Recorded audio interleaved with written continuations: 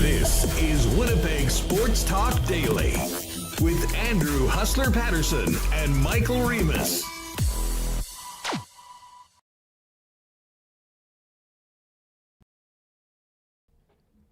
Hey, what's going on, everyone? Welcome to Winnipeg Sports Talk Daily. Olympic fever taking over the country.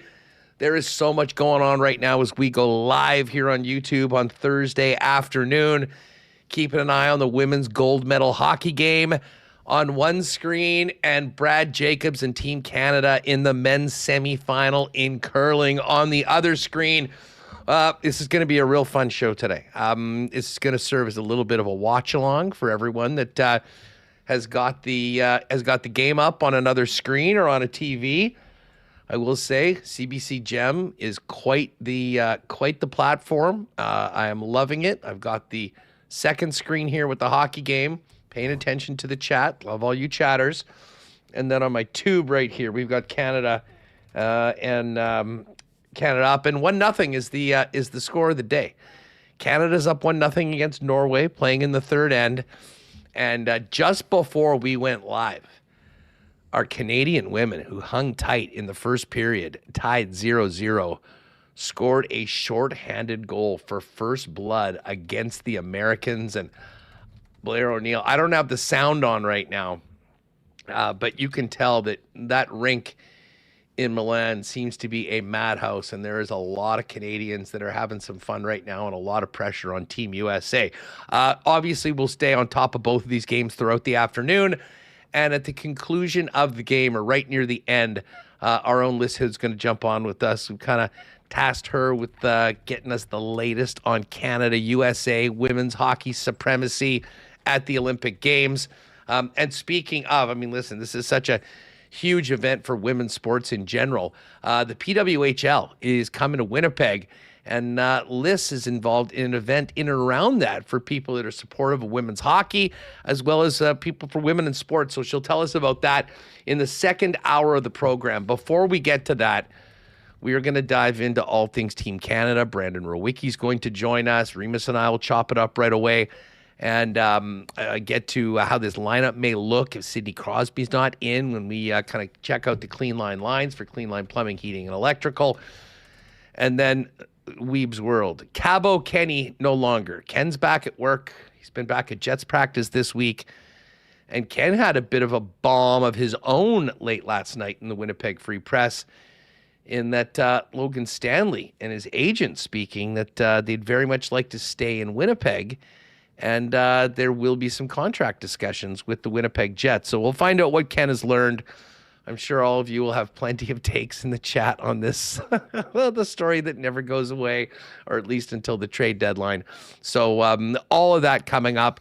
Meanwhile, we'll be following our Canadian athletes at the Olympic Games and having a lot of fun with all of you. We have a very kind of a special announcement and a big event planned tomorrow in addition to our regular show, which we'll get into in just a minute when Remis joins me. But do want to thank all the sponsors that make WST happen each and every day. Of course, our partners at CoolBet. Jake will pop by at the end of the program today. The Winnipeg Jets. Our next Jet game for the WST section is the Tampa Bay Lightning game. John Cooper, maybe we'll welcome him back and congratulate him on a gold medal. Let's hope that is the case. That's on the 14th of March. You can get your seats at winnipegjets.com/WST and join us.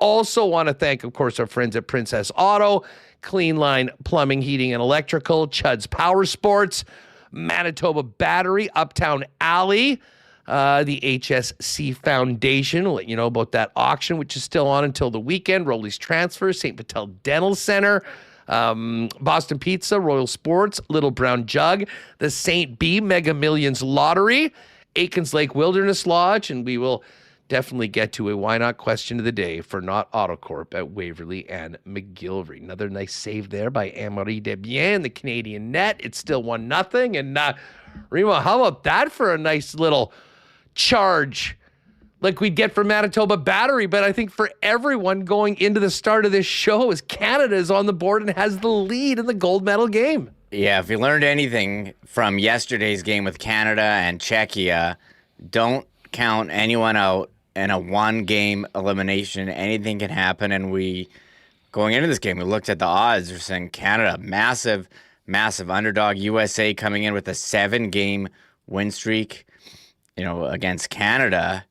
And Canada saving their best for the gold medal. You can tell they've got a little extra going and getting on the board in shorthanded fashion, playing after a very tight first period. And you're in a tough spot starting a period on the penalty kill. Well done, ladies, as we do have it tuned in. I got Brad Jacobs on another screen right now. Rachel Homan this morning advancing to the semifinal. She won 5 straight. So lots happening on the Olympics, as yes, we're also counting down into tomorrow morning's Canada game against Finland in the semifinal. Yes. Now, speaking of tomorrow's semifinal, which starts at 9:40, for the last couple of years, many of our regulars and our incredibly loyal YouTube audience have been asking for us to do sort of a live watch-along party. And, where, this has been done, many of the Barstool guys do this, but, where essentially it's like you're posting up with us at the bar and watching the game. Pat and Jake, we were planning on often, usually Friday morning, we do a WST winners episode. So we figured, tomorrow is a perfect time to get together with our gang and do a live watch along. So we are going to start, we'll be on early, like the puck drops at 9:40.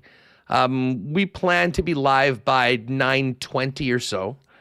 And basically, whether you're at home watching on television or watching on Gem, I think we're going to use the Gem feed for this. So just as a heads up, if you want to be synced up with us as we watch the game, go with the stream, the main CBC stream on Gem. But myself, Remis, Pat, Jake are going to be doing it. We'll bring in Connor as well. And it will be all the tension of a semifinal, along with some of the usual nonsense and banter we have on WST. And I got to tell you, Patty and the guys were fired up, Remo. We've got some awesome prizes that we're going to be giving away.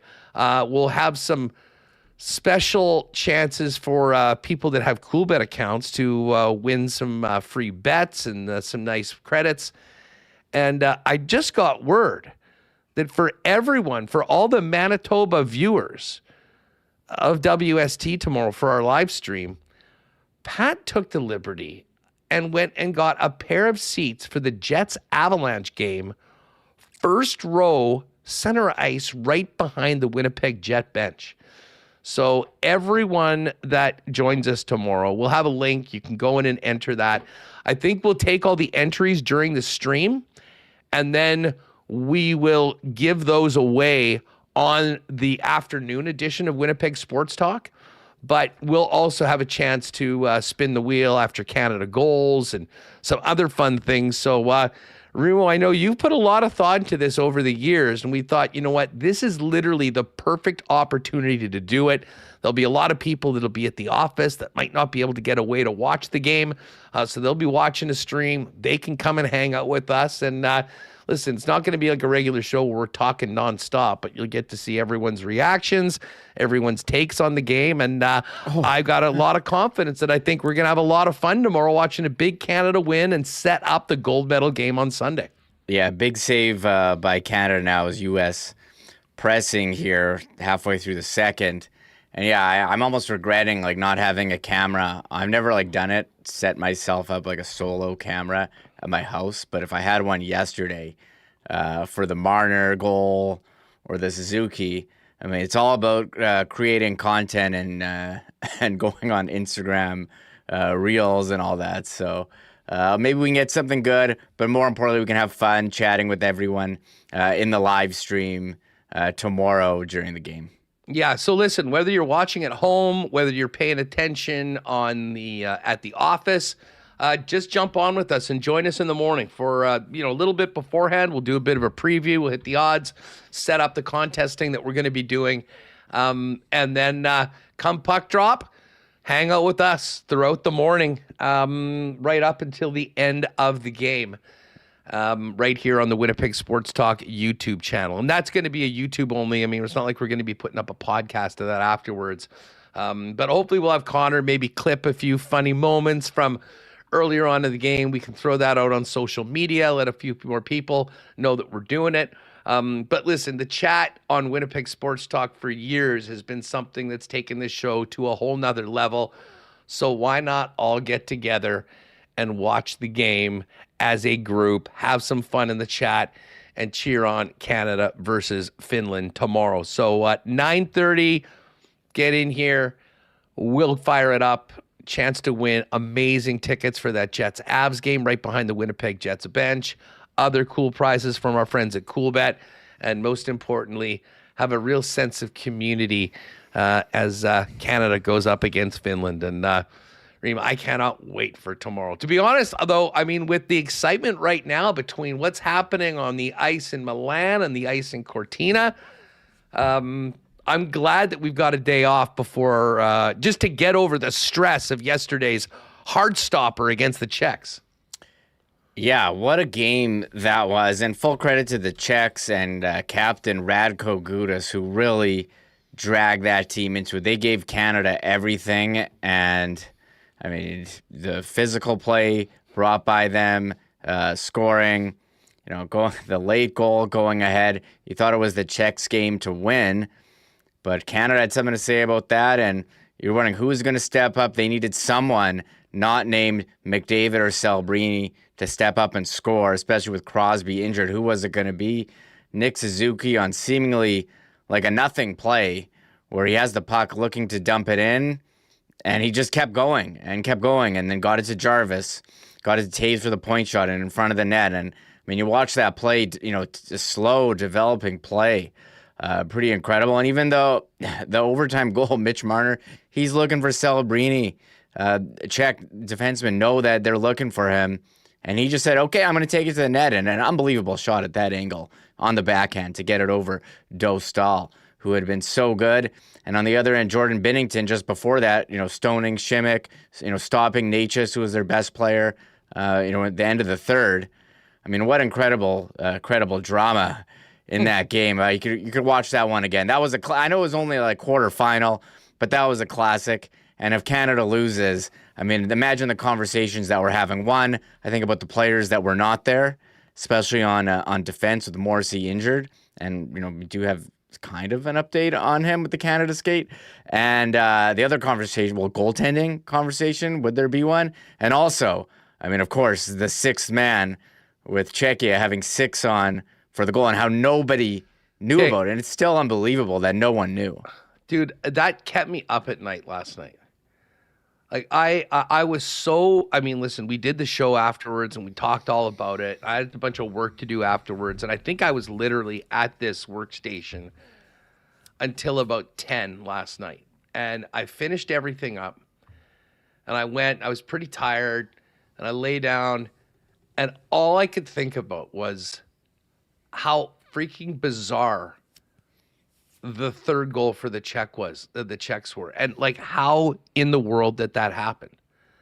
Like, we're like a day later on it, and think about this. This is one of the most high leverage moments in the entire Olympics. Canada's down in the third period, the favorites, to come back and regain their best on best title, and the Czechs score a goal with 6 players on the ice for an extended period of time, to the point where they had 6 guys in the celebration afterwards, and nobody saw it. Like, it legitimately, it was a tweet from Thomas Drance that I think caught people on it. Chris Cuthbert, the broadcast people didn't. I didn't see any of the Canadian bench or the coaching staff losing their minds afterwards. It just speaks to how intense this tournament is. But like, I've never seen anything like that in a scenario even close to the stakes that we're dealing with right now. And I mean, at the end of the day, thank God for Nick Suzuki. Thank God for Mitch Marner, for Jordan Binnington. Because, I mean, I honestly don't know what would have happened in this country if they had lost 3-2. And then at the end of the game, people realized that that was an even strength power play goal by Czechia. Yeah, and eventually not even medal as well, Huss. It would be crazy, the backlash. You'd be calling shenanigans. We'd be recalling this tournament years down the line. Like the what if they don't win. I mean, you're having flashbacks to Hasek, Dostal making all the saves, McDavid trying to do it by himself, and someone did step up at the end. It was Nick Suzuki, was Mitch Marner after the top line couldn't get a goal. You think, McDavid, McKinnon, McCarr, done deal, signed, seal this overtime victory right here. It's never that easy, and it wasn't easy for them as much as you thought Canada was going to win over Czechia. Once they start playing. Everyone's going pretty hard. They're playing for the Olympics. They're playing for the gold medal. You're seeing guys put it all on the line. It's certainly awesome to watch. Couple things. Brad Jacobs stole one in the second end. Canada's up 2-0. Norway has the hammer. They're playing in the fourth end right now. Rachel Homan, huge win this morning. They put up a 4 in a really tight game. They beat the Koreans, and a stunning victory by the U.S. in an extra end over Switzerland gets them into the playoffs as well and bounces the Korean team. I'm so upset. I love that Korean team. I was really hoping that both Canada and Korea would get in, but our priorities lie with the home nation. Canada is in. They'll play their semifinal. As I said, Brad Jacobs looking to move on to the gold medal game, up 2-0 right now.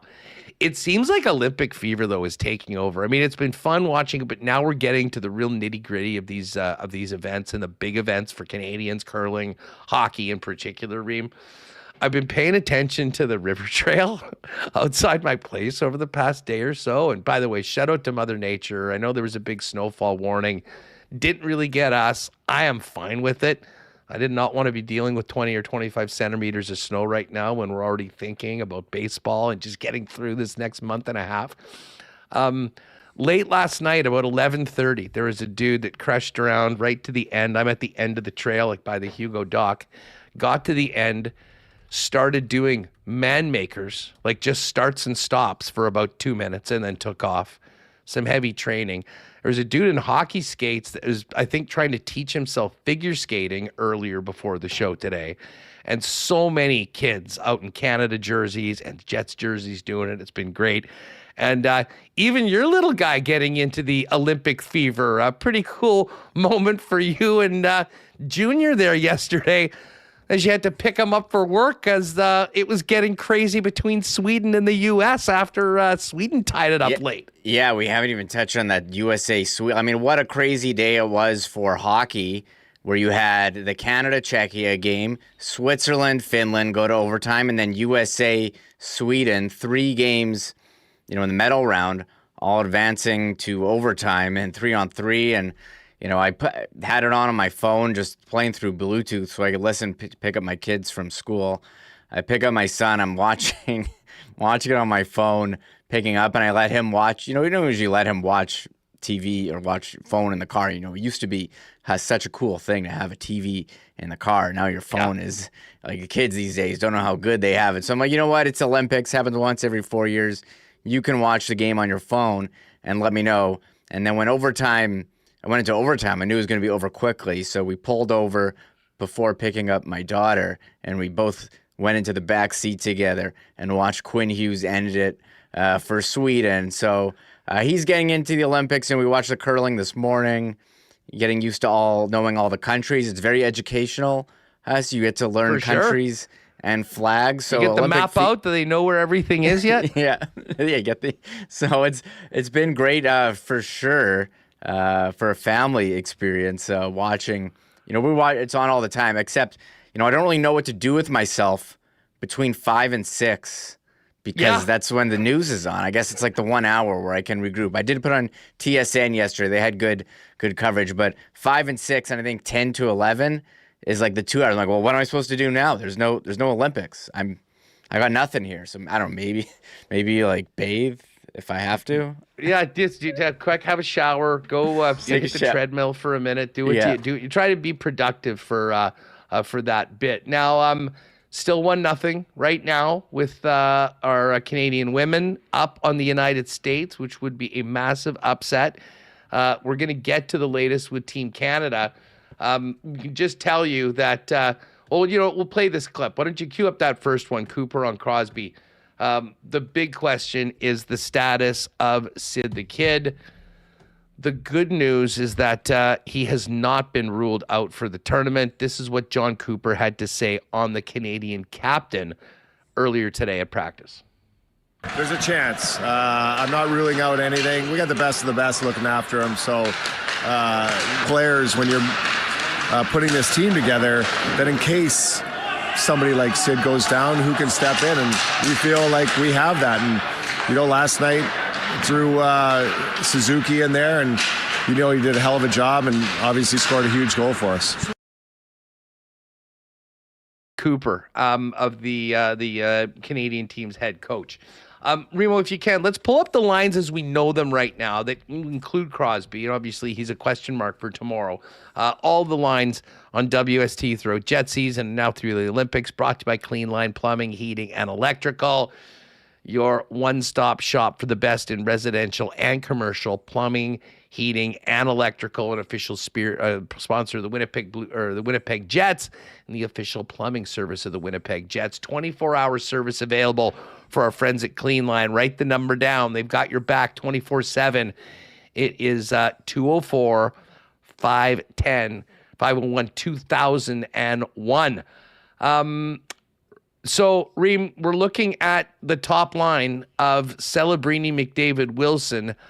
That could change depending on where Nathan MacKinnon fits in. Crosby's the big question mark in between Marner and Stone. Does Nick Suzuki take that spot? I've had a lot of time for Bo Horvat, where the way he's been playing so far, and I think he brings an element of the game that could go head-to-head. Suzuki's 200-foot game is very good. He could go from a guy that was maybe going to be played in a much more part-time role to a guy that could have to go up against the top players on the other teams for the next couple days. And, of course, in practice, Josh Morrissey's out there. We hope that Morrissey will be able to go right now. But as with this nature, this timing, it really does seem like things are a bit of a game-time decision. Taves and Makar will be out there. Harley and Doughty playing quite a bit. And the big question mark is, does Josh Morrissey come back to regain his spot alongside Colton Parayko? And what Canada does if 87 can't go against the Finns and potentially the United States if they can make it through to the final? Yeah, I couldn't find any line rushes really from today. I'm showing the ones from a couple days ago. We do know that Crosby, Marchand, and MacKinnon did not skate. Makar and Taves also did not. It was listed as an optional skate, but it seemed like a lot of players were out there. Sam Bennett revealed that he was battling an illness.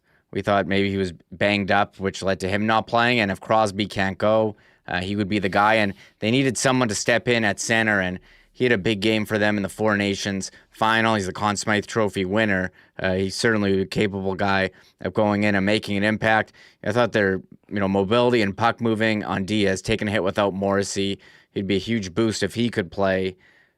John Cooper wouldn't really reveal anything. They have revealed us that their practice tomorrow morning is now closed. Ryan Rishaug tweeting that out 20 minutes ago. So we're not going to know anything really until right before game time when they release the lines about Crosby's status, not ruling him out. Morrissey, Mike's been saying he thinks he's ready to go. Like, he went out for the start of practice. He practiced the other day as well. Seems like they're ready to deploy him. But we'll see tomorrow. I'm curious about Suzuki if he just steps in, and Sam Reinhart played at center, fourth line, late in the game, stepping in there for the Crosby injury. So this Crosby injury really throwing a wrench into the line plans, what we've seen so far. Yeah, no doubt about it. So there you have it. I mean, speculation for the lines for tomorrow. And again, I don't imagine there'll be much going on at a practice or game day skate with the game being, relatively basically mid-afternoon at around, I guess that'll be 3:40 local time. So there are your Clean Line lines brought to you by Clean Line Plumbing, Heating, and Electrical. Remember, 24/7 emergency services at 204-500-2001. Let's just get to a couple more clips, and then Brandon is going to jump in with us. There you have it. Ryan Rishaug, notable Canada, decide to close its morning skate tomorrow. It's usually been limited to scratches and goalies, but would also be the time for injured players to take a spin and test things out. Doug Armstrong had said no more practices would be closed, but as things tighten up, would seem extra precaution about what information gets out is taking priority. Listen, there's a lot of talk about the six-man goal. We'll discuss it with Brandon and just how that happens. But Cooper was asked about it. He didn't have a lot to say about it after the game yesterday, but they did ask him about it after practice.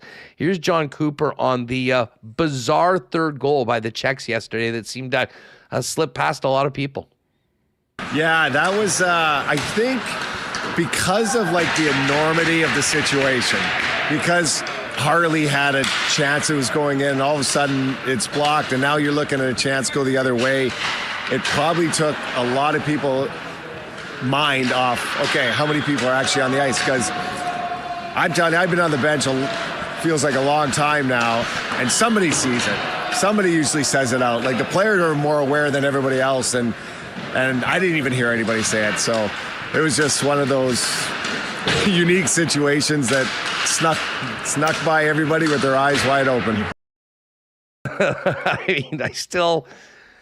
It's so bizarre, but I kind of agree with Coop. The play happens. Everyone's so focused in because of, as he said, the enormity of the moment, and it got by everybody. But Canada ended up getting back on top by the end of it all. We will get to a little bit more from McDavid. We'll hear from Connor Hellebuck later on as well. But we are going to bring Brandon Rewucki in right away before Ken joins us. And then at the end of this women's game, we'll have Lyss jump on with us as well for a little bit of a breakdown from Canada, USA.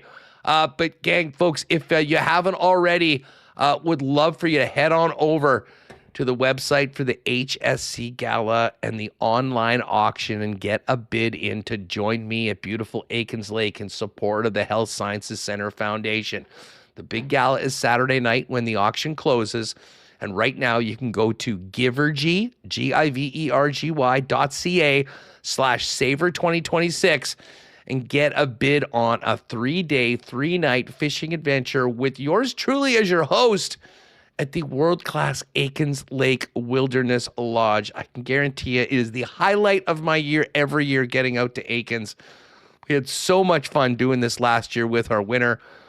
And, of course, it goes to support all the important work at the Health Sciences Center. But there's much more than the fishing trip out to Aikens, hosted by me. There's a couple of amazing jet packages, including tickets in that Play Now Lounge, which includes a full spread that you can chow down on all night. And in those amazing, massive seats that they've put up there in above the club lounge. And there's some incredible chef tables, travel packages, and much, much more. So make a point of heading on over to givergy.ca/Savor2026. Get your bids in, and hopefully I'll be seeing you at Aikens Lake. And there was such great support as Andrea came on the show with us last week about the WSTers that jumped on a number of the things in the auction. Would love to see that happen again, obviously, in support of a very, very important cause. Hey, looking at this weekend, I know hopefully you're all going to be busy Sunday morning.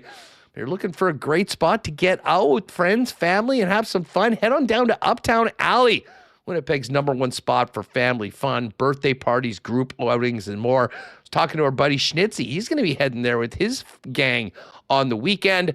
They'll be able to do 5-pin bowling, 10-pin bowling, laser tag, state-of-the-art arcade, and so much more. And what will really blow you away is the amazing food and beverage options there as well. If you want to do some sort of a group event, all you got to do is pick what your activities are, what you want to eat or drink, and any add-ons, and their event staff will take care of all the rest. You can find out more at uptownalley.ca or give them a call to book at 488-0000. Our friends at Rolly's Transfer are getting ready for this snow to leave and people to get back on the move. Folks, if you have a move coming up in Manitoba, southern Manitoba, or in the city, lean on Rolly's, the experts and most trusted name in moving in Manitoba, with over 60 years family-owned experience right here in Winnipeg for your next move. They are the most trusted name in moving in Manitoba, and that's why they've been doing it for so long. Head on over to Rollies.com. You can request an estimate. Use the promo code WST for a 100% bonus up to, or 100%, excuse me, WST for a special discount on moving services and moving supplies. And then let them know when and where you're moving, what needs to go. And their staff will turn around with a great quote and get you locked in for the white glove treatment that they've been famous for now into their 7th decade. Rollies, the most trusted name in the game for your next move. Hit them up online at rollies.com. And hey, I got to shout out our friends at St. Vital Dental Center. Terry and the gang, I know, all in on the Olympics and the living and dying like all of us are. Hopefully we'll have big smiles coming out of the game tomorrow and the game on Sunday. And speaking of that smile, if you and your family need a little work done or looking for a long-term home like they've been taking care of generations of Winnipeggers and Manitobans, St. Vital Dental Center is the spot. They got a beautiful new facility at 167 St. Anne's. State-of-the-art equipment and convenient free parking right behind the building. And they do it all from cleanings and checkups to surgeries like dental implants. Dr. Terry's got you covered. Check them out online at stviteldental.ca. Make an appointment and tell them the boys at Winnipeg Sports Talk sent you. All right, Ken's going to join us. He's got some reporting on Logan Stanley, and I know he's got takes on Team Canada. First up, though, let's welcome in Brandon Rewucki from Skates and Plates for his weekly visit, talking about the latest on Team Canada and the Olympic tourney. Drew, what's going on? How have you been enjoying this Olympic hockey tournament so far? I don't want it to end.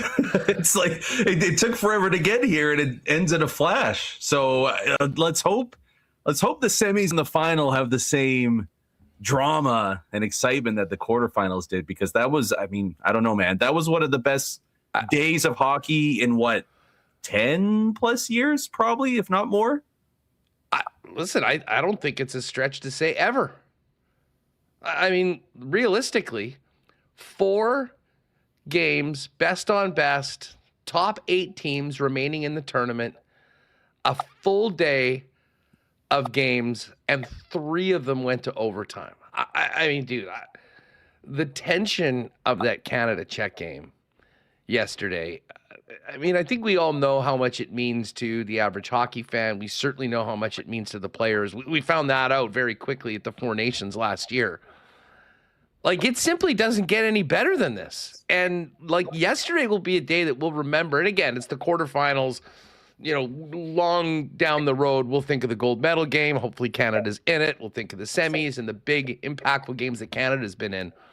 But just strictly from a hockey fan's perspective, I don't know how it gets much better than 12 straight hours of 4 elimination games with the greatest talent that has ever been assembled on the planet. Exactly. And the fact that the greatest talent was legitimately pushed, right? Like, it wasn't, and look, the Czechs were out, like Canada outplayed Czechia. The U.S. outplayed Sweden, but it wasn't to the point of fluke. You know what I mean? Like, it was legitimate competition there. And so for 2 teams that breeze through the qualifying stage, yeah, you want a dose of realism and competitiveness. They got it big time. And it does seem like that's going to set the stage for the most hyped up, anticipated final since Vancouver in 2010. But as far as the talent level, man, I mean, it's just... I mean, McDavid and Celebrini, and when McKinnon's put there, that's 87 Canada Cup 2.0 when you had Lemieux. Like, it's like that part of it is just insane. The American blue line, I don't think is all that far off it though, Huss. Like, they are. Quinn Hughes is on another planet right now. You watch Cale Makar play, and it's eye-popping. The funny thing is about Hughes might not have been the U.S.'s best defenseman. Werenski's just from start to finish of this tournament has been just an absolute horse doing everything. I mean, listen, we're not there yet, but I know there's a lot of people. We did a poll yesterday on WST. Who do people want, USA or Sweden? I'm happy the States won because this tournament needs to be completed by Canada and the United States in the gold medal game. I mean, it would be like, listen, it would be great for Canada, I guess, if the Slovaks won and Canada managed to win, and it's Canada-Slovakia in the final. But let's face it, it wouldn't have the juice. No. I don't think it would have the same meaning to everybody. And if a big part of this is to grow the game, to help the NHL, it's Canada-USA. I mean, that's the final chapter that needs to be written in Italy. Yeah. No, I mean, 100%. I mean, it's funny. There's a huge part of me that wants the Americans to lose more than Canada to win. I'm not saying that's my overwhelming sentiment and motivation, but I gotta be honest, like that, like there's a part of me that's a bit of the main focus a lot of the time. I don't even want to think about it, but were Canada not to win the semifinal, I would be as dialed in as the gold medal game, desperately needing Finland to win that gold medal 100%. and to not be hearing about it from the United States. It is so funny. And the most hilarious sidebar of this entire Olympic thing is how so many Americans and people on social media have clung on to the ridiculous curling controversy and are somehow putting that into hockey. Like, we need to avenge Canada and all of their cheating on Sunday. I'm like, are you guys... Anyways, I mean, that's no one knows anything about curling outside of our country for the most part. Name two American curlers off the top of your head, right? For all the people beaking about it. That to me is the lamest controversy. Hey, speaking of potential like results and outcomes, imagine Czechia holds on to win that game, and the 6, maybe 8 skater goal, like that would have been top 3 all-time legendary officiating mistake. Bro, I've been thinking about this. It kept me up last night. Like, we're 10 hours from the game. I'm going to bed. I'm going, how the hell did that happen?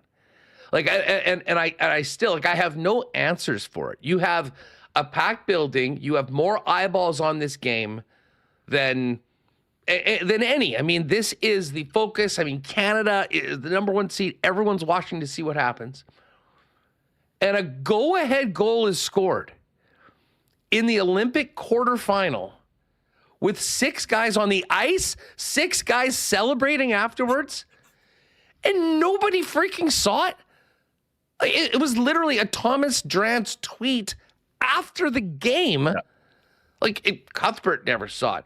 I don't even know where the Canadian coaches saw it. Like, I didn't see John Cooper banging a stick going, what the hell? That was...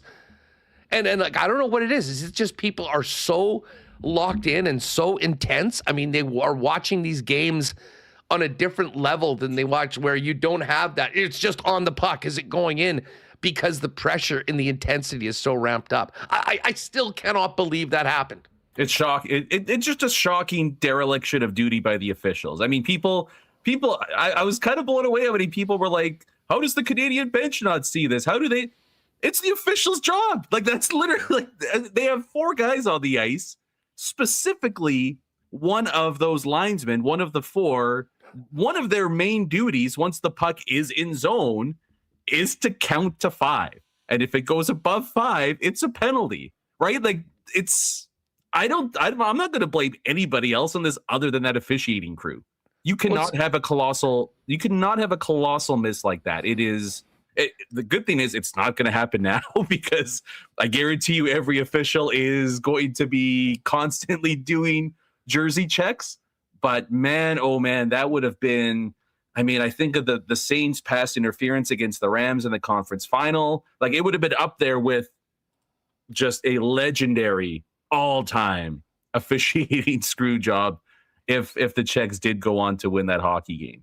Alanis Morissette somewhere was laughing. The all-time irony of the Czech coach saying in his comments afterwards, it was like we were playing 5 against 6. I mean, I don't know whether he was cheekily doing that on purpose just to fire people up. But yes, you're exactly right. I mean, officiating-wise, that is entirely on the refs. But I still can't wrap my head around how no one else seemed to notice it. I mean, and I have no explanations for it other than just the tension in the building that people are because, I mean, again, like the broadcast team, no clue. I don't know whether anyone on Canada knew. Certainly, I didn't see anything online about that until well after the game. It's, I mean, thank God it's not the most famous blown call in Canadian hockey history, and they managed to come back and get it done. Let's talk about Canada going into this game against the Finns, and specifically to Canada's team. I mean, we're still waiting. I know the team's practicing. We'll get a little bit more clarity from the coaching staff, I would imagine, on Josh Morrissey, but specifically Sidney Crosby. I mean, I'm just saying it's hard to imagine that Sid's going to be good to go for that game, considering the fact that he wasn't there. Thoughts on what that does to Canada? Because, I mean, even at 38 years old, he is still one of the best in the world. And tell you what, it did seem like a bit of a blessing in disguise for Suzuki, who seemed a lot more comfortable and obviously was etched his name into a bit of Canadian history himself with that tip-in goal when the team needed it so badly to get back on even terms after the infamous 6-on-5 even strength goal. Yeah, what a shift though. I mean, the four, it was kind of at the end of a shift for him too, and he's 1-on-4 checking Demon to set that whole play up, and then the tip. It was an amazing individual effort there. It's a pretty interesting dilemma Team Canada has up front. With all the talent they have, they've almost become a one-line team. You can take McDavid out of Edmonton, but you can't take Edmonton out of Team Canada, apparently, where he's doing a lot of the heavy lifting right now. They need to, I get to me, McDavid, McKinnon, Celebrini is your break in case of emergency trio. I don't think you want to go into the game with that as your main plan. I'm okay with it. I love watching it, but it's just the scary part is if they somehow do get shut down, can you rely on your depth again to contribute some big time goals for you? I don't know if that's going to happen. So I think with Crosby out, the onus even more becomes, how do we put Nathan McKinnon in the best spot to center his own line? I love Bo Horvat's game. I wouldn't mind seeing Horvat get a shot up, even if it's on the wing, to have him up there with Nathan McKinnon. Then you have a few different options there, Huss. I mean, do you want to go with Tom Wilson on line 1 still? Or do you maybe think about Mitch Marner coming up after his individual effort on the OT winner? There's some options there. I kind of wouldn't mind seeing Mark Stone play beside McDavid and Celebrini. I know he's not a centerman, but just with everything he does defensively and how smart he is, I think he's going to be able to get into the right spots to feed off and play off those guys a little bit better than Tom Wilson has so far. So I might think about putting Stone up there with those two. And then from there, I would like to see McKinnon and Horvat get some run together and then maybe put Mitch Marner with them. Because we know McKinnon's hobbled right now. He's nowhere near 100%. And I think that line, you're kind of getting your other guys going a little bit. Those are the other guys that I think have given you the most so far. And then you're hoping that Suzuki can carry over what he did against Czechia into Finland. I think he centers line 3, and then you basically reconfigure your lineup after that. But I think that's how I would look at it. I would say this to us. Wouldn't mind having a Connor Bedard in the holster right now. So many times I think these teams fill their extra forward spots with those quote unquote depth guys. You know, we need PK, we need fourth line, we need defensive. You also need like an offensive spark plug in case one of your top guys goes down. And that's exactly what's happened here. So I'm intrigued to see what John Cooper does going into this game. I think he's going to hold off starting the game with the McKinnon, McDavid, Celebrini trio. But if it's tight, you know, second, third period, I'm okay with time to hit the nuclear warhead option here, and let's get the big guys to get us to the gold medal game. You know, I've loved the Marner-Stone connection with Crosby so much that I think I still maybe lean towards having those guys take the big matchups. And then are you moving Suzuki into that spot, or is Bo Horvat the guy that gets those tough assignments? I'm sort of with you. I mean, the best case scenario, I think, is to have McDavid and Celebrini keep on trucking themselves and then find. But the thing is, there's not a lot of time. I mean, either it works or it doesn't. And if McKinnon is sort of hobbled a little bit, you know, how much does that take out of a potential line with those guys on? The one thing I'll say is if Sid's out, Bennett's coming back into the lineup. And you know what? You did say, oh, it would be sure nice to have Connor Bedard. I got to tell you, though, I mean, the last guy added to the roster in Seth Jarvis, I thought was phenomenal yesterday. And to be honest, he's a guy I'd love to see more of. I thought Hagel, particularly in that third period, really stepped up and was the best version of himself. So I think bottom line is I got a lot of trust in John Cooper. I think he's the best in the business. That's a good call. I will defer to him on his decision making. But I do think this is an opportunity for guys like Hagel, like Seth Jarvis, and potentially Sam Bennett getting in on maybe some sort of a fourth line role to really step up. And you know, the Czechs are sort of a weird team. I mean, they have some NHLers, they've got some of the, and I mean, whatever, we talked about it yesterday. They've sort of been the Canadian kryptonite for a long time internationally. To me, the Finns were pretty much all NHLers, and the Americans especially. This is sort of what this Canadian team was built to go up against. And I got to tell you, I got a lot of confidence that we're going to get this USA-Canada matchup. And I think Sunday is going to be a hell of a day for hockey fans around the world, especially in North America. But after about 9:45 or so from coast to coast here, north of the border. Absolutely. Yeah, no, it's going to be amazing. And I think it is ultimately going to play out that way. And I mean, how many storylines and how many narratives can you cram into that game? I mean, like you have the, I guess, the overarching theme of country versus country, the geopolitical tension that's added to it, where it is somewhat reminiscent of the Summit Series back in the obviously, you know, completely different, but like there's that element. But even just the individual us, right? Like the Americans, off the top of my head, Austin Matthews, Connor Hellebuck have the mantle of, can they win the big game?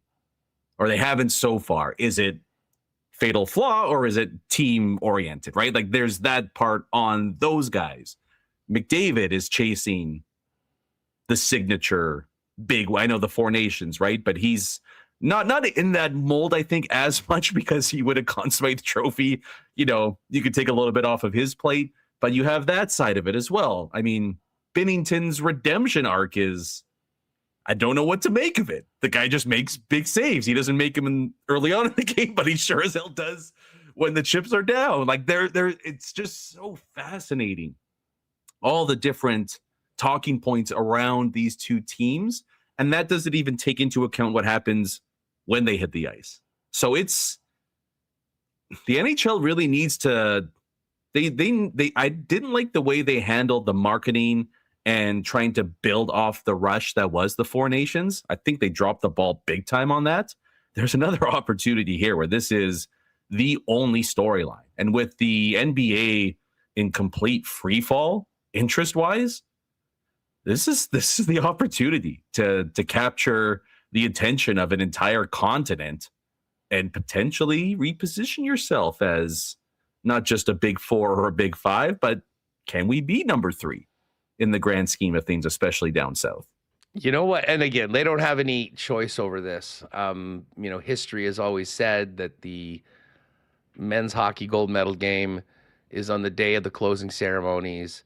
It is earlier on, it's in the afternoon, and the closing ceremonies are at night. But it would be so much better for the National Hockey League if this was the night game. If that game was in the 9:10 spot and it was a 2:10 puck drop here, 3:10 Eastern. I mean, as close to prime time as you can get. Yeah. But I'll tell you what, they'll play it again later on. There'll be a lot of people that were casuals that didn't see it. And hopefully the ratings south of the border aren't very good because no one wants to watch their team get drubbed again by Team Canada with it all on the line. Hey, before we go, just thoughts on the performance that we've seen so far from Celebrini, who at 19 years old is doing something that, purely historic. And, we have this team that has Captain Canada, the greatest international player of all time in Sidney Crosby, who was robbed of 2 opportunities to go for more gold medals, that's pushing 40.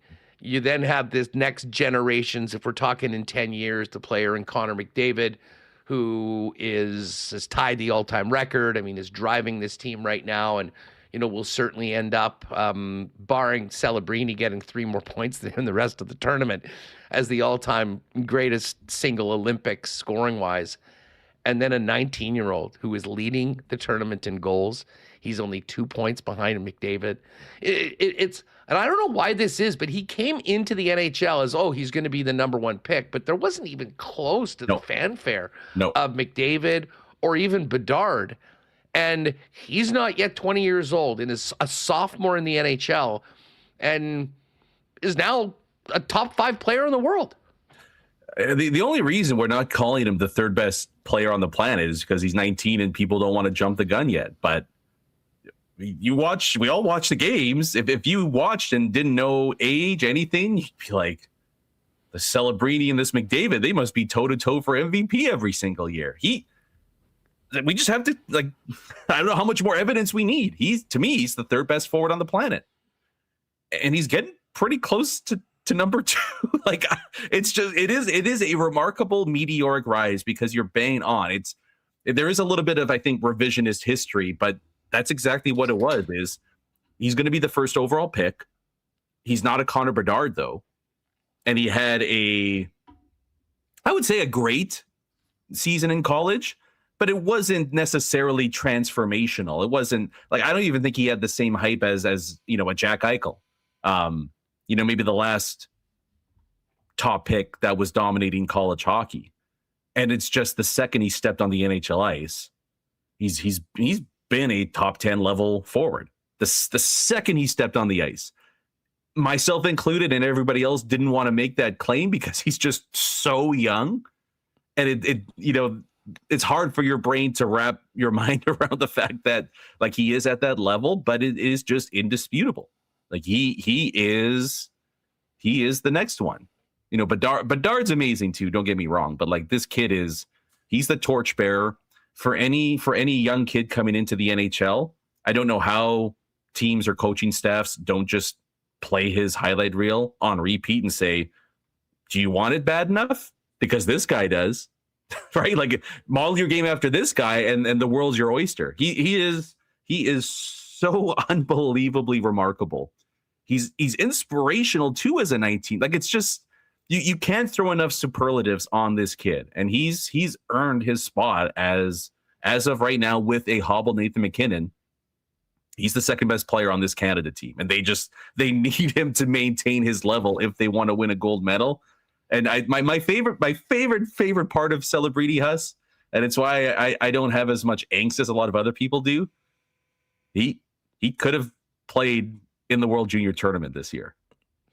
That just try to wrap your mind around that fact that he is essentially leading the Olympics in scoring, and he could have suited up against 18, 19-year-olds. I mean, to be honest with you, and I know TSN's done a great job of building it into this thing, and Hockey Canada's rode with that, and they've taken it, and they squeezed everyone for all the money they could, and they brought it back. At the end of the day, if the Canadians don't win the World Junior, I don't lose sleep over it because, I mean, the bottom line is it's not a best on best, because if you're good enough, you're not made available to the tournament. This is different. Yeah. This is 4 years of bragging rights. And again, the World Cup will be amazing. And it's not quite the Olympics, but for the actual tournament, I'm sure it will be, and we'll be just as locked in. This is the one that counts. And it's one game for all the marbles, and both teams still need to get there. But the Slovaks and the Finns, I think, have their work cut out for them. I think we're getting what we wanted to see, and it is going to be something else. Hey, just quickly on the way out, thoughts about what's happened with Kyle Connor in this tournament, and moving forward. Obviously this year is this year. I mean, I don't think anyone expects him to come back and all of a sudden play with his chip on his shoulder and the Jets to win 18 in a row or something like that. But yeah, I just got a feel for the guy. I mean, it kind of came out, 2 games that were sort of whatever against really middling opponents. And now it doesn't look like he's going to get an opportunity to get back in, barring some sort of an injury. Yeah, I've been a little surprised at how many people are trying to take his, I guess especially just what he's done on the international level, as like a ultimate referendum on who he is as a player, right? Like because Team America is not utilizing him, he's actually not important enough to be a driver for a team and for the Winnipeg Jets. I don't think that's the case. Like, he's still one of the elite offensive guys in the NHL. For whatever reason, the American team hasn't always put him in the best position to succeed, I think. I actually thought he was fine in his 2 games too. The Americans are having trouble scoring much more than Canada has, considering the level of competition that they've played so far. They could have very easily lost that game to Sweden. Oh, and how many? Helly stepped up big time. Yeah, in that game. And how many Americans would be doing the same thing? Of, well, why the hell wasn't Kyle Connor in for JT Miller, who's flopping all over the place and turning the puck over on the tying goal with a minute left? Exactly. You know what I mean? Like, so I don't buy into the narratives that can develop at these tournaments because we're talking such small sample sizes. I think he should be in the lineup for Team USA. I think they do need an element of additional scoring further down their roster, because we know the Millers, the Trocheks, Brock Nelson's been good, but like they're not game breakers the same way that Kyle Connor is. And so we'll see. I don't think his American journey at this tournament is done just yet, but I'm also not going to look at it and say he can't crack Team America, therefore what a waste of an 8-year contract we just signed. Like, to me, I just don't see the conflation between the two. And I think he's still going to be a massive part of the Winnipeg Jets, an elite offensive scorer. I don't know. I don't agree with a lot of, I guess, roster building tactics that Bill Guerin and Mike Sullivan have done so far. And I think a lot of people would agree with that too. I just don't think it's necessarily an indictment on Kyle Connor and who he is as a player. No, it sure would be nice if the Jets team was in a different situation. You could have Kyle Connor come back in full FU mode for the next month and a half, and and then into the playoffs. But maybe we'll need to see that over the course of an 8-year period once that big money deal kicks in the off season. Brandon, enjoy the weekend. I know you will. Well, first let's get through Friday and then get to Sunday. But great stuff. We'll look forward to more good stuff over on Skates and Plates as well. Have a good one, pal. Thanks for jumping on. Thanks so much. Have a good one, guys. We'll talk soon.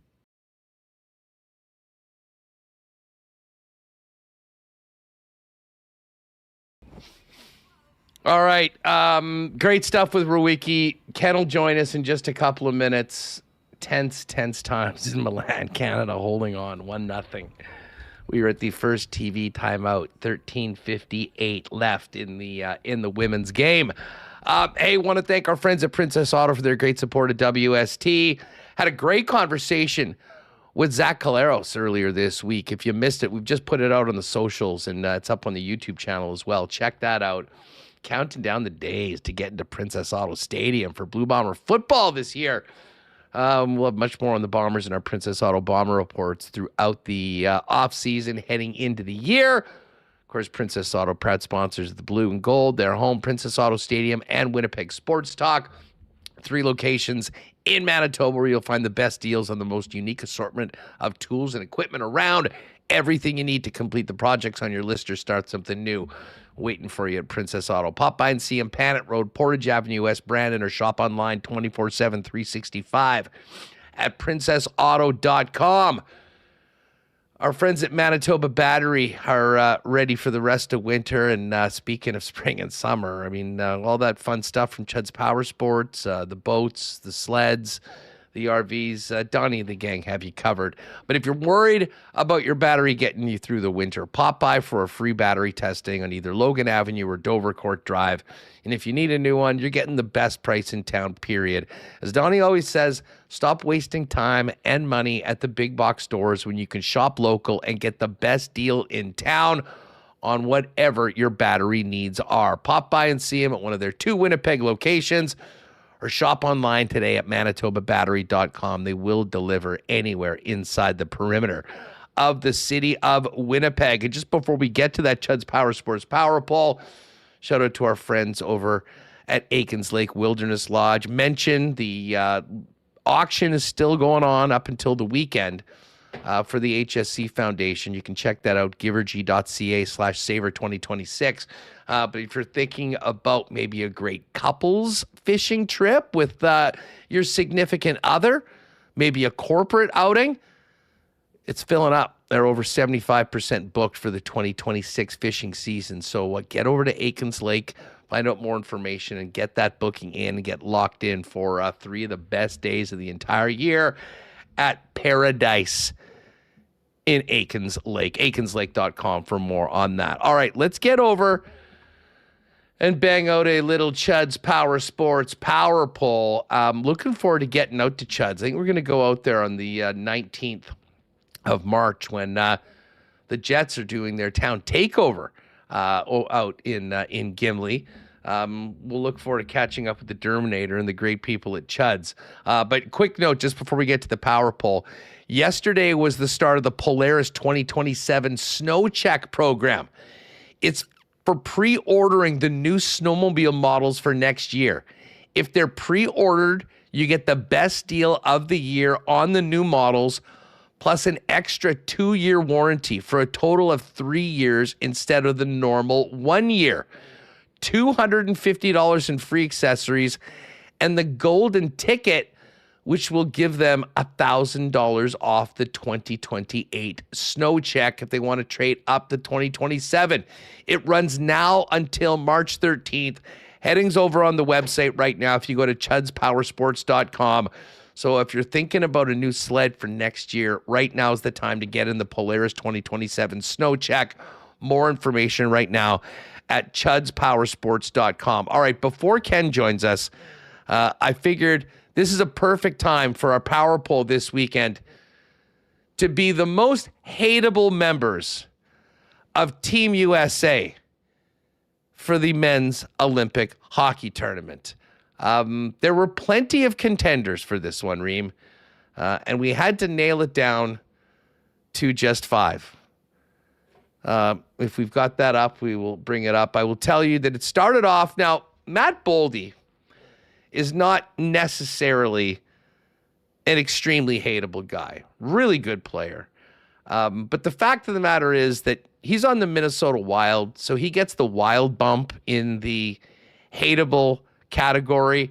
And to be honest, we probably should have put Bill Guerin on this, but Boldy being a player will take Bill Guerin's spot. So he's in at number 5. Number 4 is Brady Tkachuk, probably the more likable of the 2 Tkachuk brothers. Still a real pain in the ass. Still complaining about getting smoked in the face by Big Stan earlier this year. And as long as he's playing for the Stars and Stripes, he is definitely on the top 5 most hateable members of Team USA. Number 3 is Austin Matthews. Matthews, with his outfits, with his stash, with all of the accolades of a guy that's done so much in the NHL without any of the wins.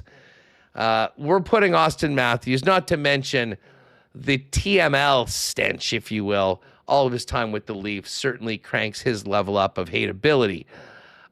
Number 2, and it was close, JT Miller.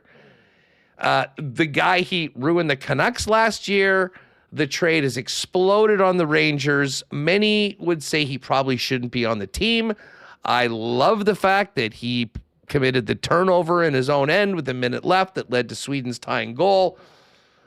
But USA moves on. JT Miller, the number 2 most hateable member of Team USA. And this would probably be unanimous. Certainly if you polled NHL players. Matthew Tkachuk, do I need to say much more?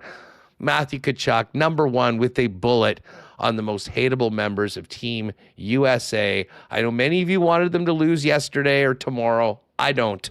I want them on Sunday at 7:10 a.m. in the gold medal match. That's the Chud's Powersports Power Poll, brought to you by Manitoba's Powersports Superstore, Chud's Powersports, corner of Highway 8 and 231 in Gimli. Check them out online at chudspowersports.com. All right, Canada holding on to a 3-1 lead in the curling, and we are sweating out this women's hockey game right now as Canada and the USA battle for gold. We're at the midway point of the third period. Canada up 1-0. Lyss will join us afterwards to talk about the game. Let's bring in Ken Weeb right now. Cabo Kenny no longer. He's back on the job here in Winnipeg, and I know is paying close attention to everything happening around the world of Olympic hockey. What's going on, buddy? How are you? It's great to be with you as always. Yes, back home and ready to roll here. Almost enjoying some Olympics. Yeah, dude, this game is crazy. This women's game is crazy, and it's that much more exciting, I think, considering the doom and gloom surrounding the Canadian women's team coming into this game. There was a lot of people saying that this was not even going to be close. We've never seen betting lines for these two teams as lopsided as they were. And yet, once again, we've got an absolute battle. The Canadians holding on a shorty early on and 1-0 game, and you could feel the tension from Italy through the screen right now. Oh, no doubt. It's I had to listen to the second period while during the drive from Hockey for All Center back home, but was able to see the shorty great goal, and it sounds like just incredible net minding from Debian between the pipes there. So and Renee. So unreal game. Looks like a fun one, and obviously us for me, my harkens back memories to being at the gold medal game in 2010 when I was able to enjoy that with my dad and see Jen Botterill play her last game and have such an impactful night setting up Marie-Philippe Poulin for the GWG there. So fun. Olympics are fun. I said it's a lot more enjoyable watching them on TV than on the either the mini screen or the laptop. But it should be a fun finish here. Lots of Manitobans looking intently on here. Yeah, no doubt about it. And by the way, if you joined us a little late, speaking of watching along, we're going to be watching along this third period. Tomorrow, we'll go on before the game starts, but throughout the semifinal, myself, Remis, Pat, Jake will be doing a live watch along here on the Winnipeg Sports Talk YouTube channel. We've got some great prizes to give away. It should be a lot of fun. So throw up the YouTube stream along with the game and come and join us on Winnipeg Sports Talk tomorrow. Ken, we'll get to the Olympics in a minute. Sure. We haven't talked a lot of Jets, but you're actually back on the job. I was surprised they were practicing as early as they were. What was, we'll get to your report on Big Stan in a minute. Sure. Just fill us in on kind of what's been happening around the rink as a number of their players are still over in Italy.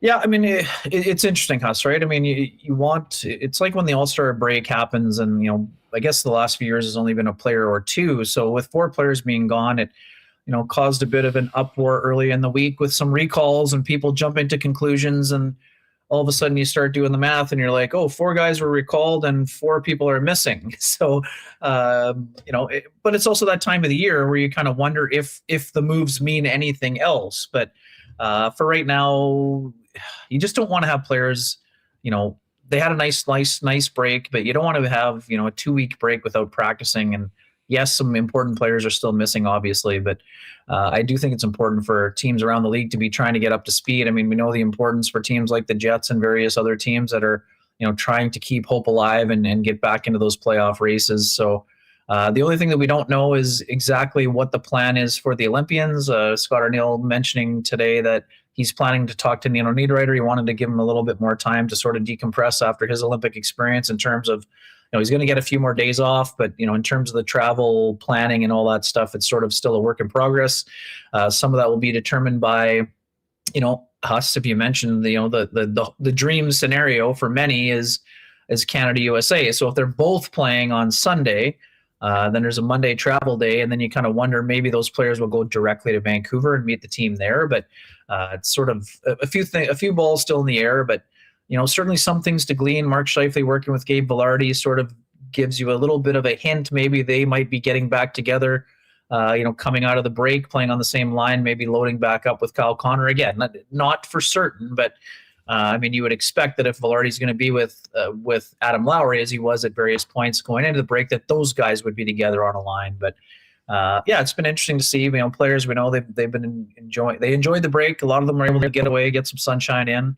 But they're definitely ready to work, and they know that the road ahead is going to be, certainly very busy, and also, very important for them with those 5 games leading up to the break. Do you get the sense, Ken, that, and again, I guess this is not really a fair question to the players, because if you're in the lineup, you go out, you're going to try and play your best, and you're going to try to win. But do you get the sense, from the coaching staff and the organization, that the vision, the goal has changed based on where the team is, and certainly the way the pre-Olympic break sort of ended, with it being incredibly unlikely that they can be a playoff team, and going on a run, frankly, would probably only serve to diminish their chance of a top pick? Yeah, no, Huss, I really don't get that feeling. Honestly, it's sort of obvious. It's sort of been the elephant in the room. It's been asked about both to players and to Scott Arniel today, and Scott made it very clear that, the Jets played a team in the first round after sort of, I'm not going to say they were coasting through the regular season, because they weren't, but given their 15-1 start, they were in a much more beneficial position coming out of the break, Four Nations break, than they are now. Scott Arniel pointed directly to that Blues team they faced in the first round that pushed them to 7 games. And again, I haven't gone back to do the math, but Scott's words were, St. Louis was basically in a similar position as they were kind of coming out of the Four Nations break last year. And, it's still their intention to push as hard as they can. Now, Scott was also asked about, if he was worried about maybe some moves being made, right? He said he's been in constant communication with Kevin Cheveldayoff. They, with the 5 games before the break, he still feels like there's still some time to, I think the vision is coming into focus, Huss, maybe, but their intent is to come out and try to play as hard as they can and to win as many games as possible. And I know that's not great news for the Tankathon crowd, but again, they're playing, Cole Perfetti talked about it yesterday, Huss, teams that, only one, team below them is Vancouver, but teams are trying to chase. They're playing Anaheim and San Jose on that first road trip. Now, an 0-3 road trip might change the mentality more than a 3-0 road trip might. But anyways, I think that, Kevin Cheveldayoff's got to be planning the way that he's planning regardless. But if you're the head coach of the hockey team and there's 26 games on the schedule, you're going to be playing as hard as humanly possible until you've been mathematically eliminated. And again, Kevin Cheveldayoff is not going to speak until after the trade deadline. So we'll see about that vision moving forward here. But again, there's still a lot of points that are available, and we know that they just went 7-3-3 and made up absolutely no ground. So the margin for error is very slim, but at the same time, it's not unexpected that players and coaches would be not saying, hey, we're ready to mail it in for the last 26 here. Ill-timed penalty by the United States.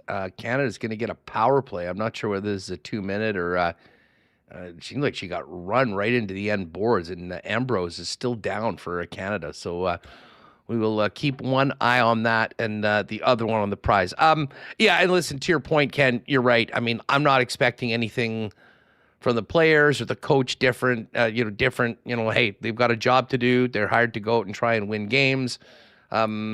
Never would you have a team go out, oh, you know what? We just want to get out there and get 0 points. That you will never hear that. So, I guess we shouldn't be surprised. More important is what's happening in Chevy's office right now.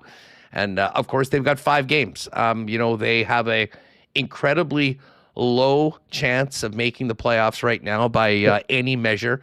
And those decisions, and they won't be back in the mix by the trade deadline. So, it comes to the unrestricted free agents, other players as well, in my opinion, if there would be a market for them. But let's talk about Logan Stanley. He's been the biggest story this season. He's had a breakout year. He's had, a really, really strong season. Perfect timing when you're going into a contract year. What is the situation about Stan? You had a bit of a late night bomb last night for the Freep saying that, he certainly would like to come back, and the agent's now involved. What's the latest? Yeah, Huss, it's one of those things that, it's everyone knows that it's kind of maybe on the horizon, but you're never sure how much players want to talk about it. And again, Logan didn't really want to get into it too much, but he definitely wanted to make it known that his intentions would be to stick around if the term and dollar value matches. So he was able to reveal that, Pat Morris's agent is expected to be in communication, I suspect, with both Larry Simmons and Kevin Cheveldayoff in the coming days here. And, whether that's today or tomorrow, I can't tell you that for certain, but he said there would be some discussions on the horizon. I don't know if it's early discussions or if it's, later on discussions, but, we should have a clearer picture about what the player is looking for. The Jets will have a clearer picture what it would take to keep the player around. And, if they can't find common ground, then, naturally the next piece of that equation would be trying to establish what the marketplace is for him. And, you can tell by the replies. I was talking about this with Connor at the rink. One thing we know about Logan Stanley, Huss, is that he's someone that moves the needle. There's some people at one end of the spectrum that, want him signed at all costs. And there's another at the other end of the spectrum that want him, want him to be moved at his peak value. So, it's important to have players that people are passionate about for sure. But the thing with Stanley is that it's complicated, right?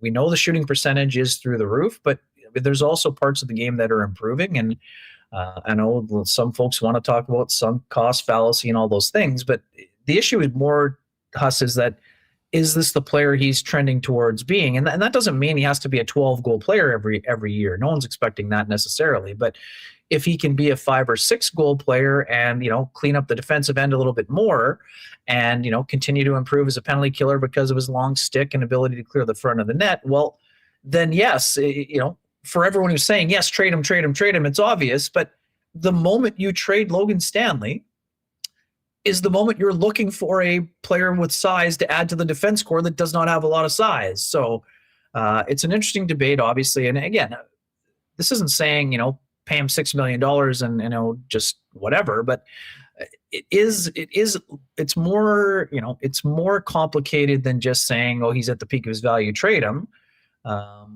His minutes are up. He's in 16 and a half minutes a game.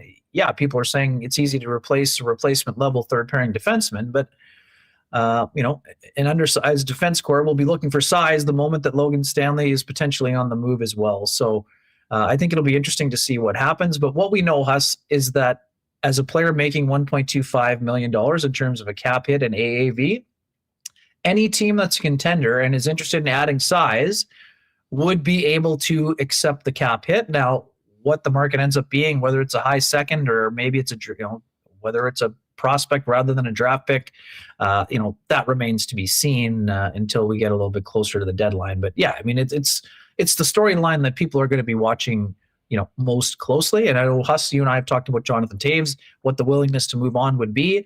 I can tell you that from talking with Jonathan, his priority is to help get this thing turned around for the Jets. So, again, that doesn't mean that there aren't conversations that happen with Paterson and Kevin Cheveldayoff before the deadline arrives. But, the intent is for Jonathan to try to do what he can to help this team be as strong as possible down the stretch run. Now, again, that can change with one phone call, but that's sort of where things stand on that front as well. 3 minutes, the 3-minute mark in the gold medal game has been achieved. Canada had some nice shots on that power play, but we're not able to get it in.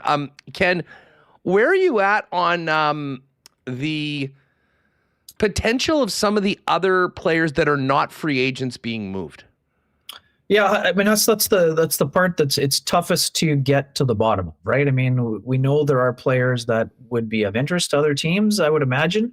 We know that every year players are moved. People are looking for, whether it's high character guys or secondary scoring guys or 12th or 13th or 14th forward or 8 defensemen.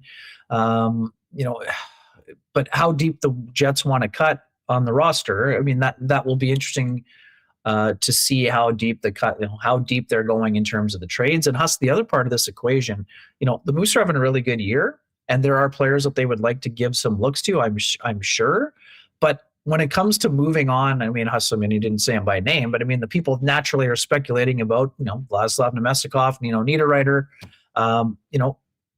There's not DeMello, some folks are talking about because, right shot defenseman who plays, top 4 minutes, they don't grow on trees. But I mean, I think the Jets want to change the complexion of the team. I think that's probably one of the other things that we're probably learning about the group this year. There's still a very, group that gets along super well. I mean, they didn't go from being, high character group last year to all of a sudden having a low character group. That's not the case. These guys get along well. But they also need to upgrade, some of the talent level too, I think. So I don't know. It'll be super interesting, because we know that they got to make room for Elias Solomonson to be a full-time player. Whether that just means moving out the pending UFAs like Shannon Miller, or if that means moving out, someone else, whether it's DeMello or whatever the case may be, it'll be interesting. I mean, what we know about the NHL Huss from covering it for these 15 years and watching it for, we're in our 50s now. Deadline spur action. And what we know is that in a couple of weeks, the trade deadline will be here.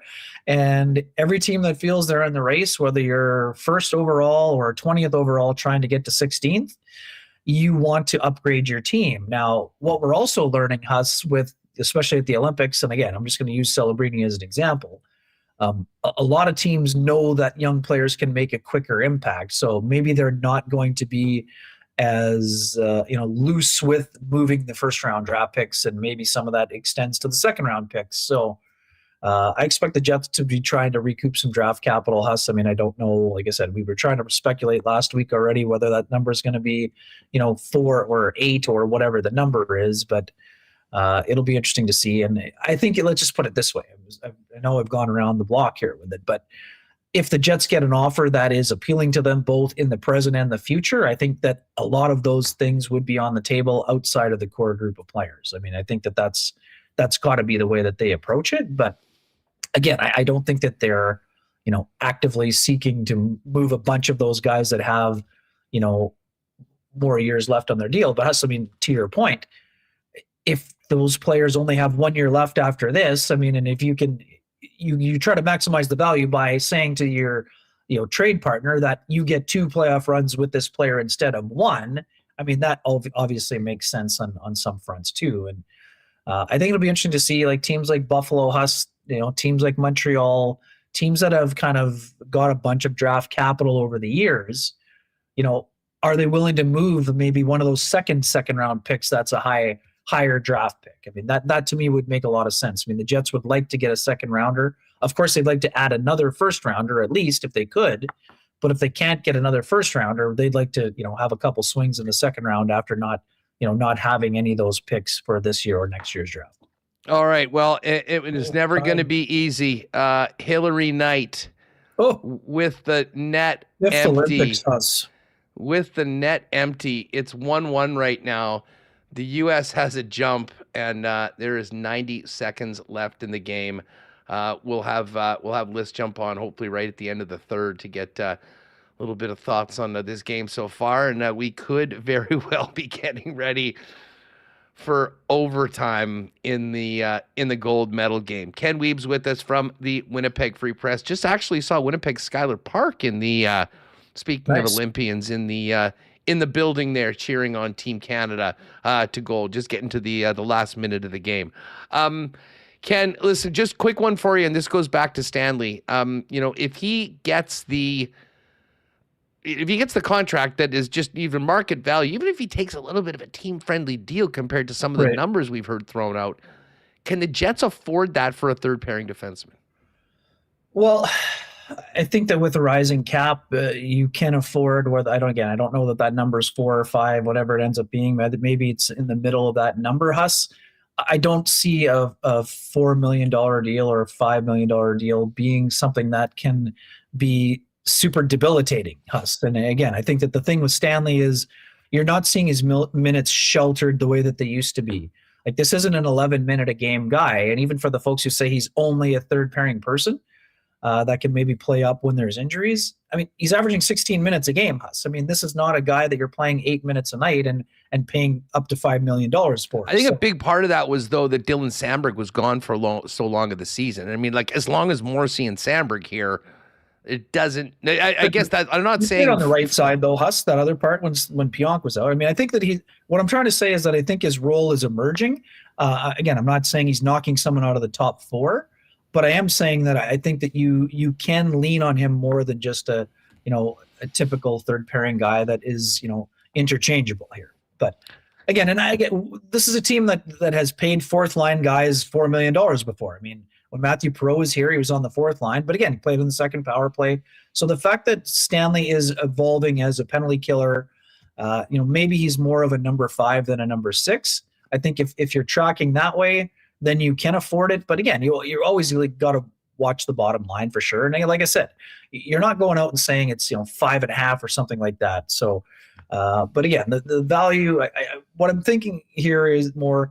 Think of 4.5 or 5 as what 3 used to be. So again, you're only able to do that, Huss, if you're able to integrate players on ELCs, which is when the Jets were at their best in those 2018, 2019 years, right? So they got to have to start graduating some more players in order for those kind of numbers to add up, I guess it makes sense. Sounds good. Weber, listen, I'll let you get going. We're going to OT in this game. Right. Great stuff. Enjoy the game and enjoy tomorrow and hopefully Sunday as we go for another gold medal. Take it easy, bud.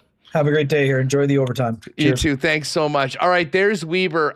Folks, while we get ready for OT, Lyss is going to jump in. I do want to remind you that it's time to get your tickets, if you haven't already, for the St. Boniface Hospital Mega Million Choices Lottery. You have until March 9th to get your tickets to be included in the draws for over $280,000 worth of early bird prizes.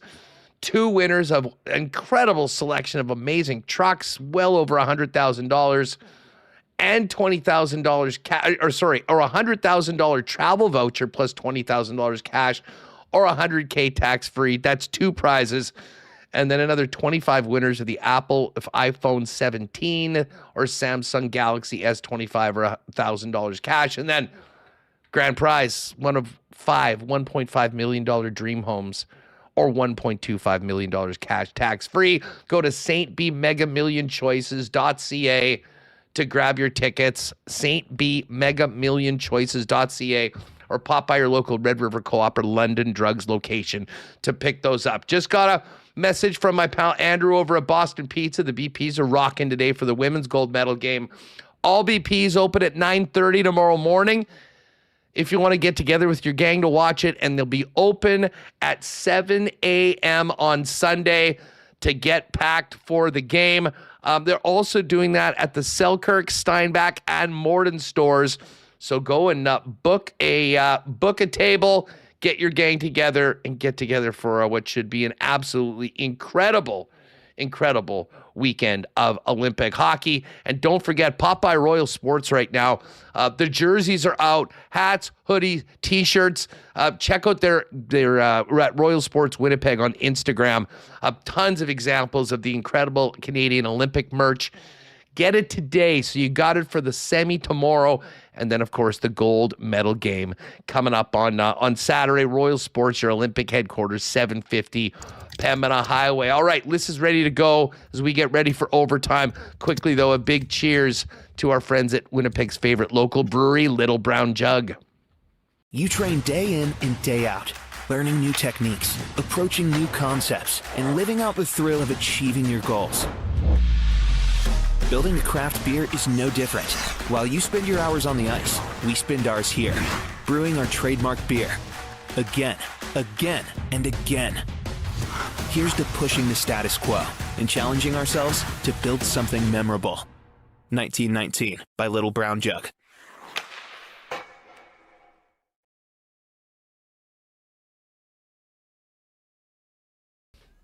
All right, as we get ready for overtime, let's bring in Lyss Houde. You know her from WST Sunday Live with Connor. She has been locked in on this game, and Lyss so close to getting it done in regulation. And guess who? The captain, Hilary Knight.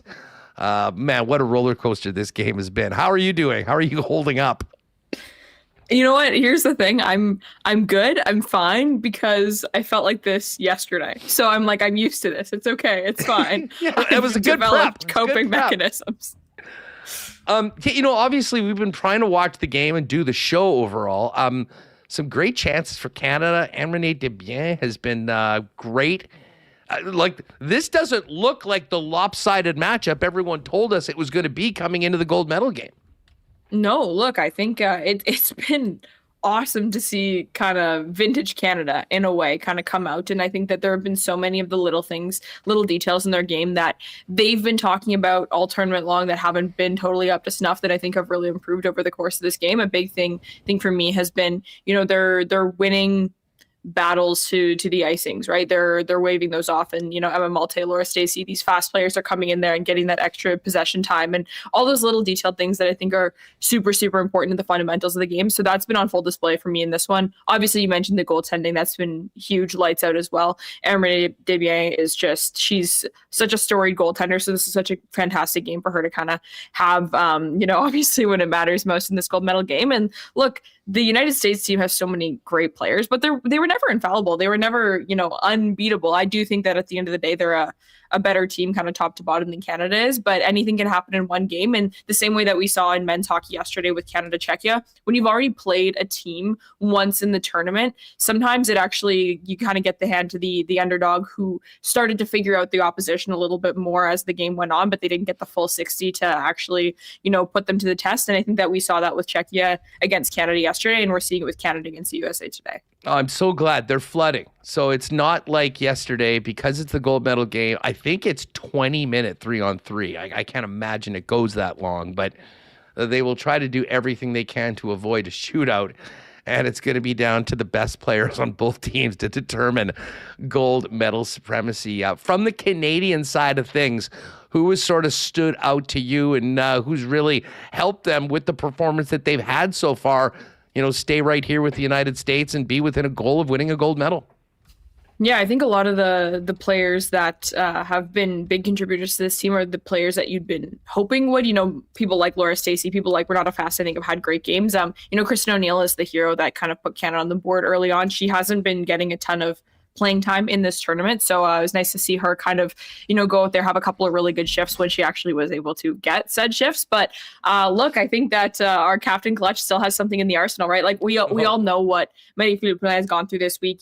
She's not at 100% health or anything like that right now. So the fact that in spite of her not being at full health, the team's been able to rally. I think they've looked really good, but I think Laura Stacey's had an awesome game, and I think that's huge for them. I think Daryl Watts has had a really great game as well. So I want to give a shout out to a couple of those players that I think have really been putting the pressure on Team USA's defenders and cleaning up the neutral zone really well. That penalty that Britta Curl took late in the game, I wasn't listening to it. I was a little surprised that wasn't potentially more than just 2 minutes.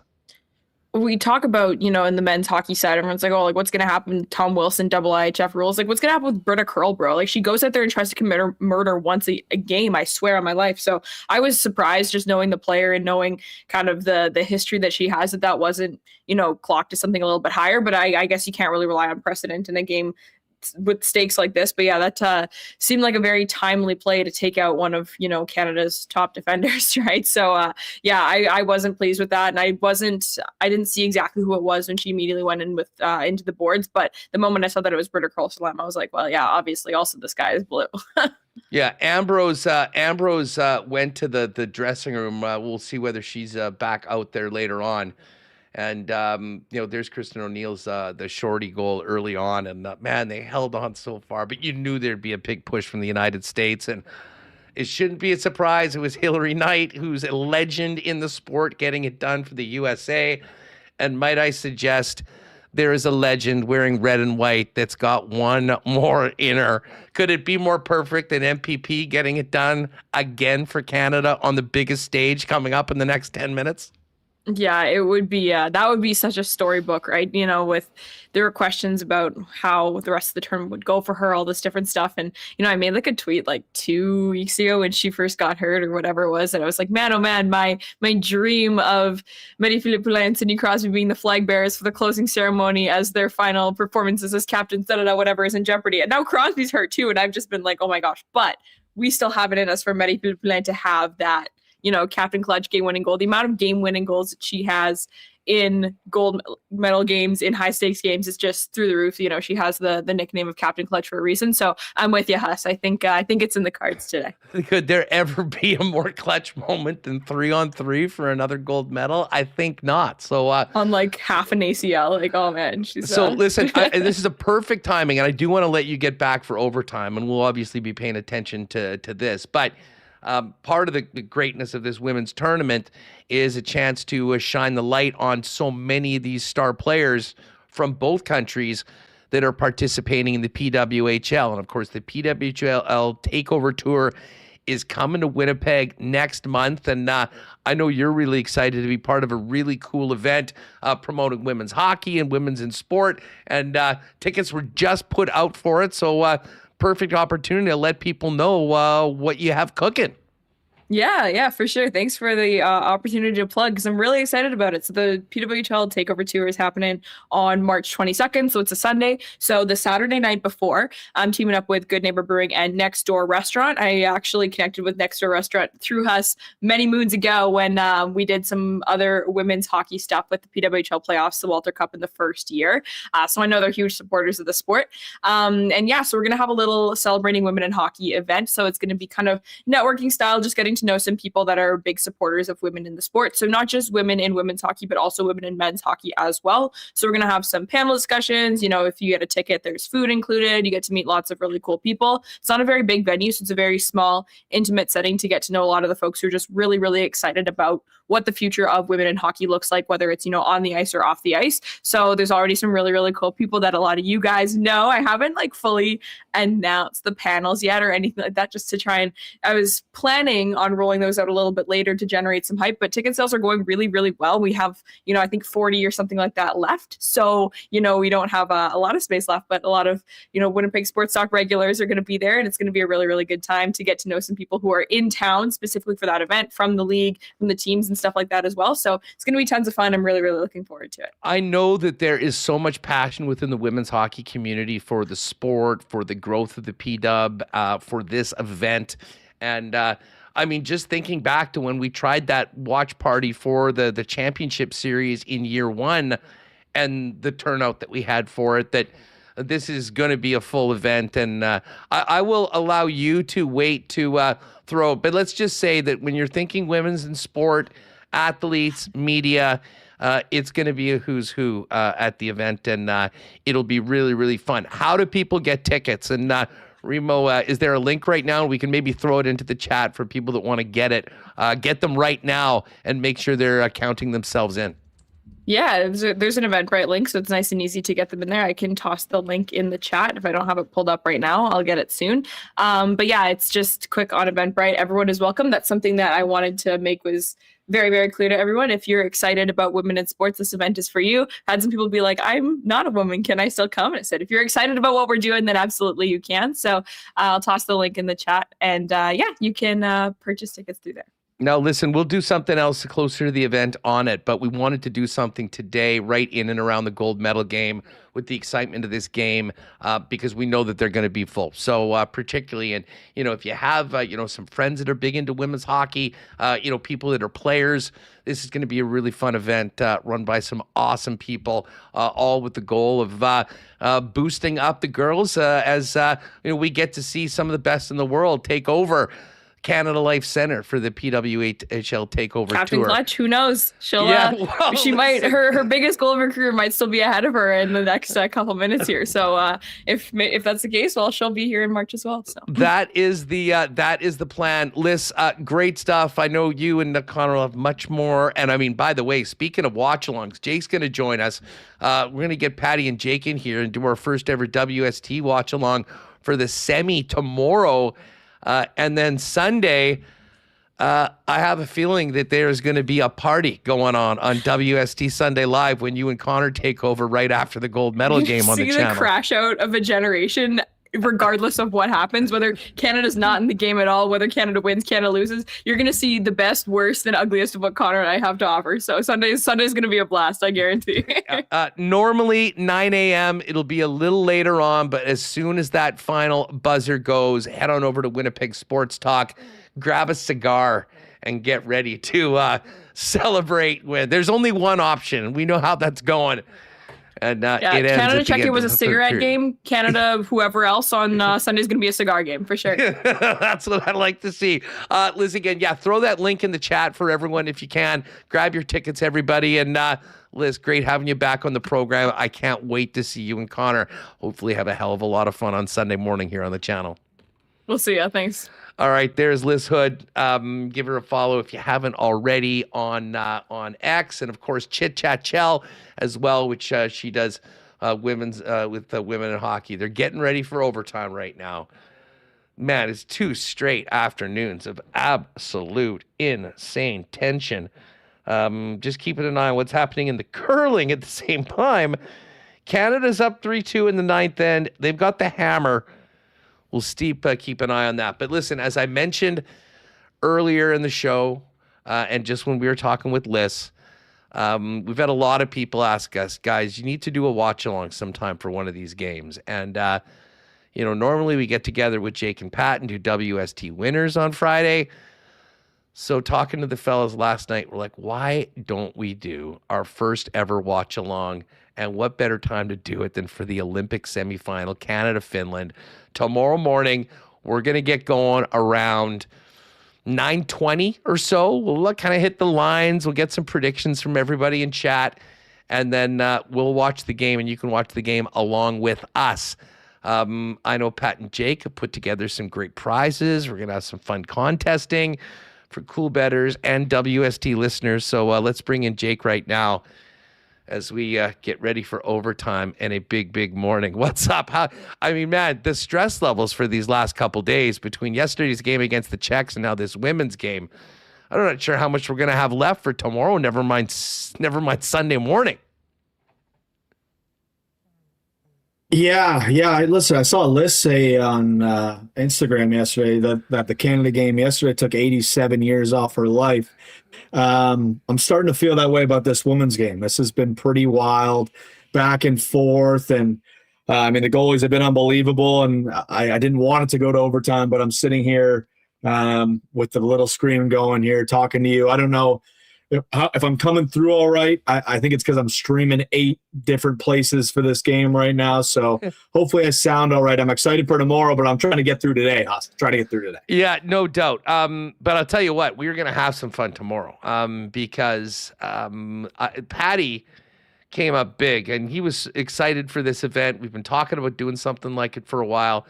Remo as well. He's getting everything ready behind the scenes. So the 4 of us will be on. Connor will pop on as well during the event. We're going to have some fun contests for cool bettors. We'll do some predictions. We'll give up some bet bonuses. And how about the boss man picking up a pair of seats for the Jets Avalanche game? First row right behind the Jets bench. People are going to be really, really fired up. And you'll enter while we are doing the stream tomorrow. And then it'll just be for everyone that joins us during the stream. And then I think in the show, like the main show, everyone that's entered will spin the wheel or do a marble race or something and give those tickets away. But Boss Man's coming up big. So we've got some great stuff to give away as well. Yeah, unbelievable. The minute we started talking about this, Patty was getting excited and getting the wheels turning, put some stuff in motion, and then he texted us today, and he texted us before he actually texted you. So he was just like, he's like, boys, I went a bit rogue, and I grabbed 2 seats behind the Winnipeg bench for, I think it's like March 14th or something like that. So listen, if you want to come watch the game with us tomorrow morning, 9:40 Central, 10:40 Eastern. We're going to be chopping it up. We're going to be doing a ton of giveaways, not just the tickets, but, we'll do a merch giveaway. I'll package something up, get it out to a winner as well. And it'll be fun. We'll do some polls. We'll do some chatter, and hopefully Canada picks up a big win and sends itself to the gold medal game on Sunday. And obviously, you guys, we do so much fun stuff together. And the Coolbet promos have been amazing. For people that have Coolbet accounts, you'll be able to count yourselves in as well. And I think every time Canada scores, we'll throw everyone in. We'll fire up the wheel of winners. There's also been talk about a $97 bet bonus when Mr. McDavid scores. So we'll roll all that out before the game. But, if you're staying at home and watching it, fire up your phone or whatever and watch it with us on the YouTube channel. If you're at the office, get the chat up and get us in there to accompany your watching. Listen, if you're going to Boston Pizza or heading somewhere else, you'll be able to watch the game and hang out with us on the phone. So let's just hope that we'll have some amazing moments of us losing our minds after Canada goals, and maybe not as much insane stress as we're dealing with right now and we dealt with yesterday in that epic comeback game against Czechia. Yeah, the last thing I game, Huss. The heart was in a bad place. I was really nervous they weren't going to find a way to get it tied back up. And then you go on Twitter following the game after Marner gets the big goal and Suzuki gets a huge goal. And all the talk is, well, the Czechs had 6 guys on the ice when they scored their leading goal from Andre Palat. So, absolute nightmare scenario. If Canada would have lost that game, I think the hockey gods evened it all out when it came to the end.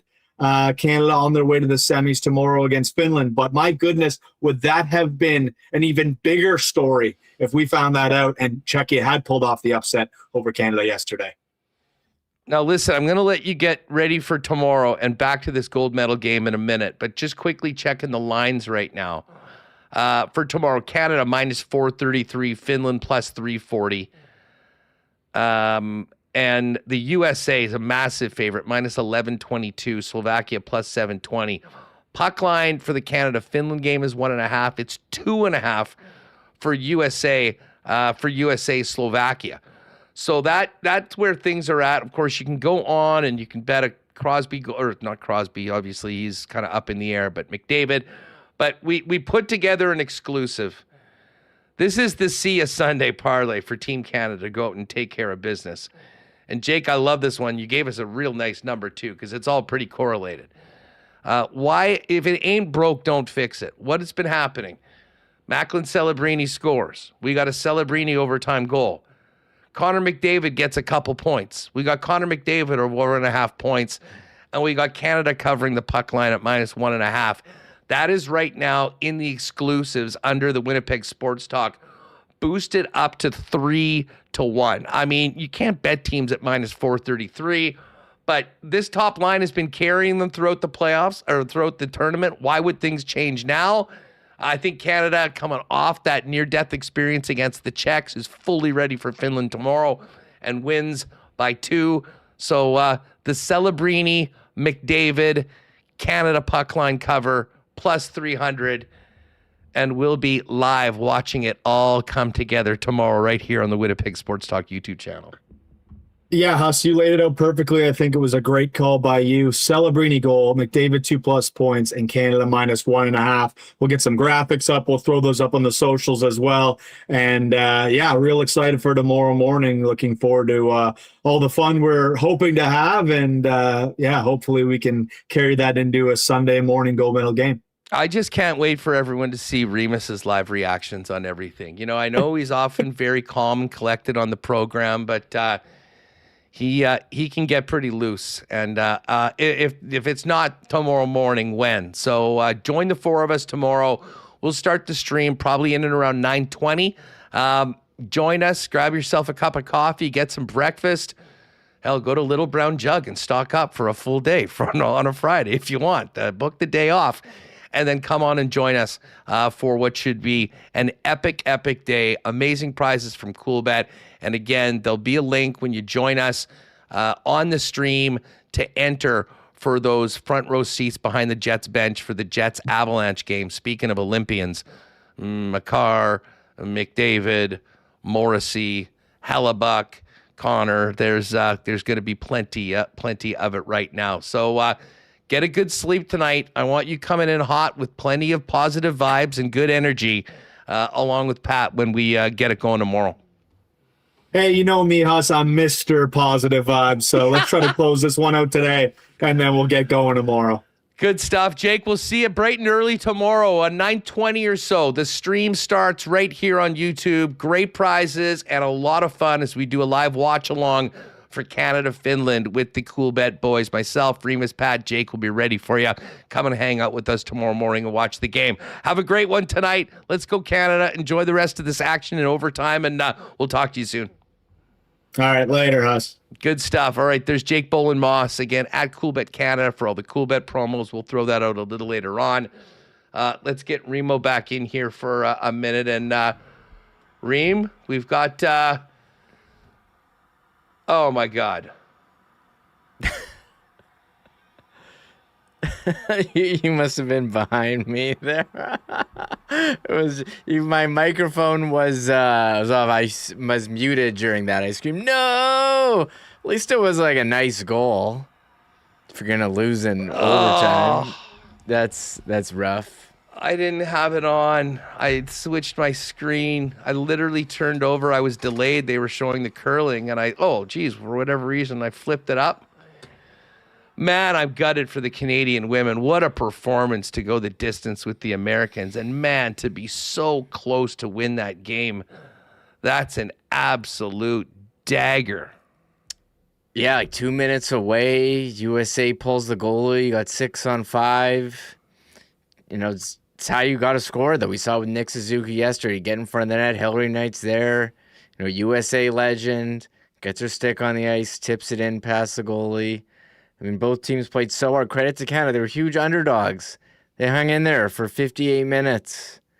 Ooh, these shots of them devastated Marie-Philippe Poulin. My heart hurts for the women and Canadian women. You know, then you have on the other side the joy here from Team USA. I mean, they always have Canada's number, not in Olympic play, but here what they have the last two now, or they had 2018. So got it. I just got to give a special shout out to Jocelyn Larocque. The St. Anne native has been a mainstay on this Canadian blue line for so many years. I believe this is her 4th Olympics. And she was out there all game today. Just a huge part of it.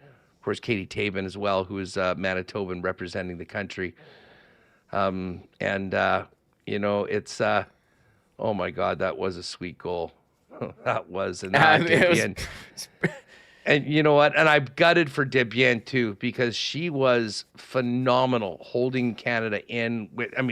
Not even letting a goal in the first 58.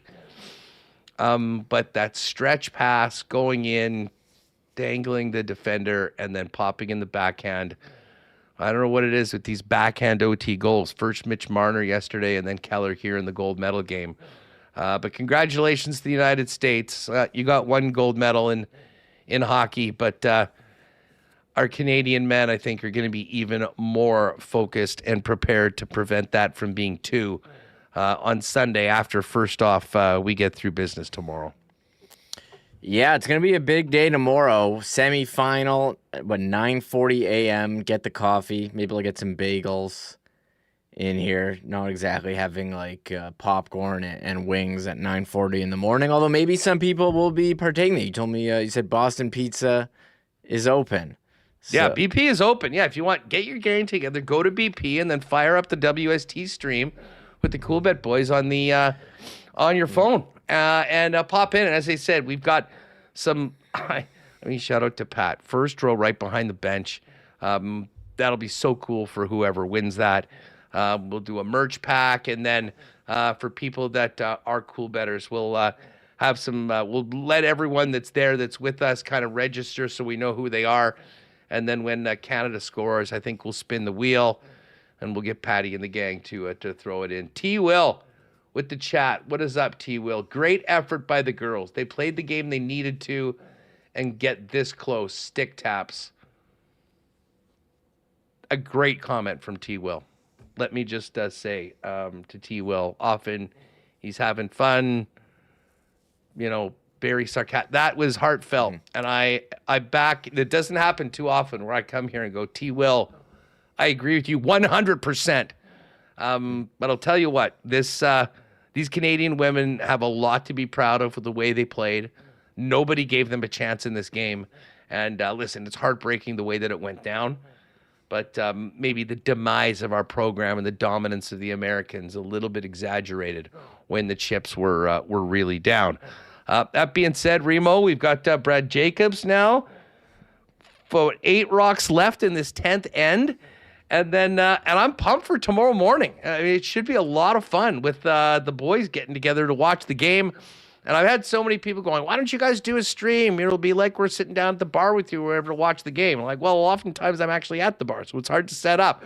Well, tomorrow morning, it's a 9:40 game leading into WST.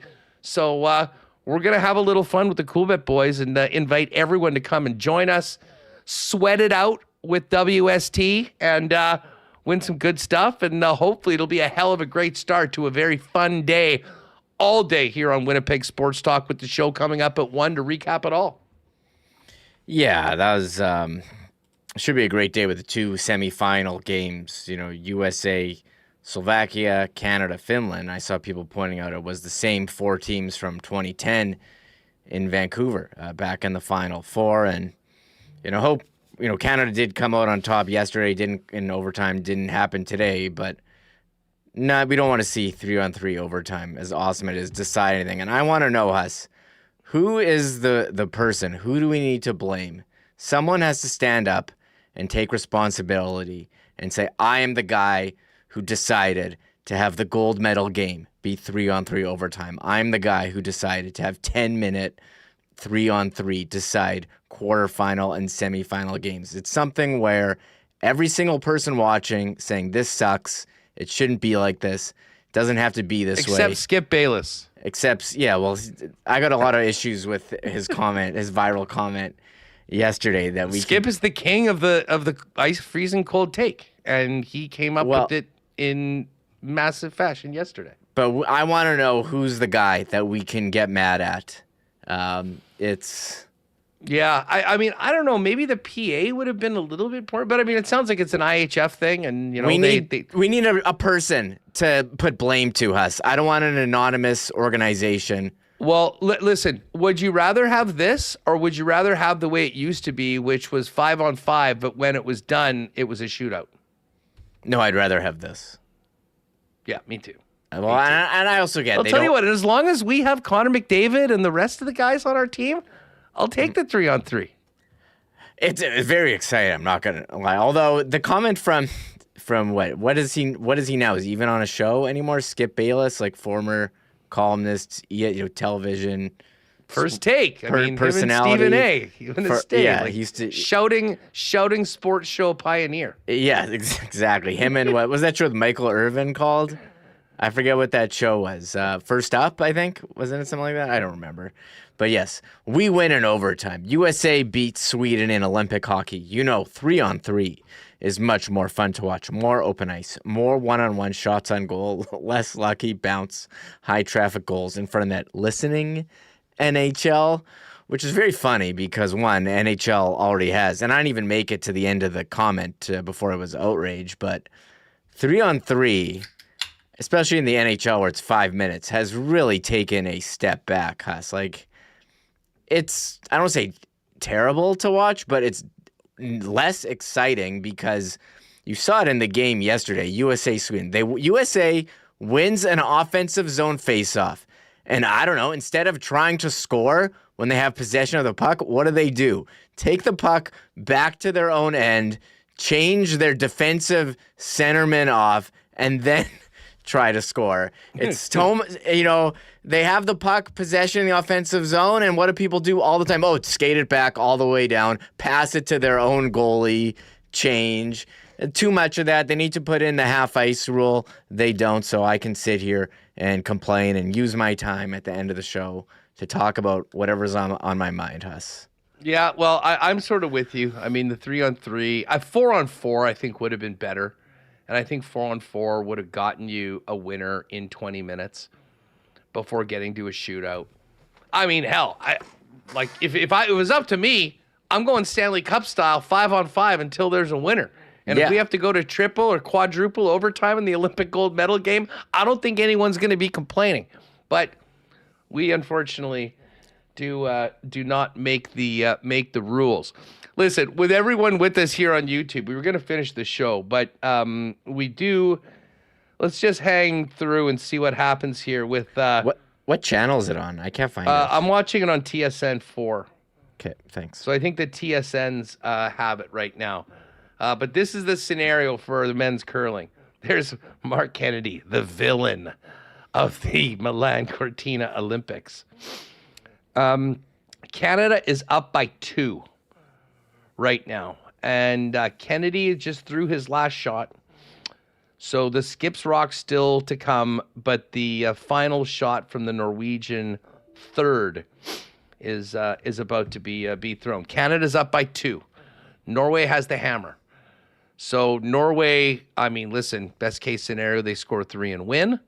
But if they don't get a 2, and they have not scored a 2 in this entire game, if they don't get their 2, Canada will be moving on to the gold medal final. And that would add a lot of juice, I think, to the curling the scene, because let's face it, the Canadians, and in particular Mr. Kennedy, have been drawing quite a bit of attention so far ever since the incident against the Swedes a little earlier. And while we're talking curling, we've got to shout out Rachel Homan. I mean, I thought it was another Olympic choke by them. You know, they gave up 4 points in back-to-back games against teams that they would beat 99 times out of 10.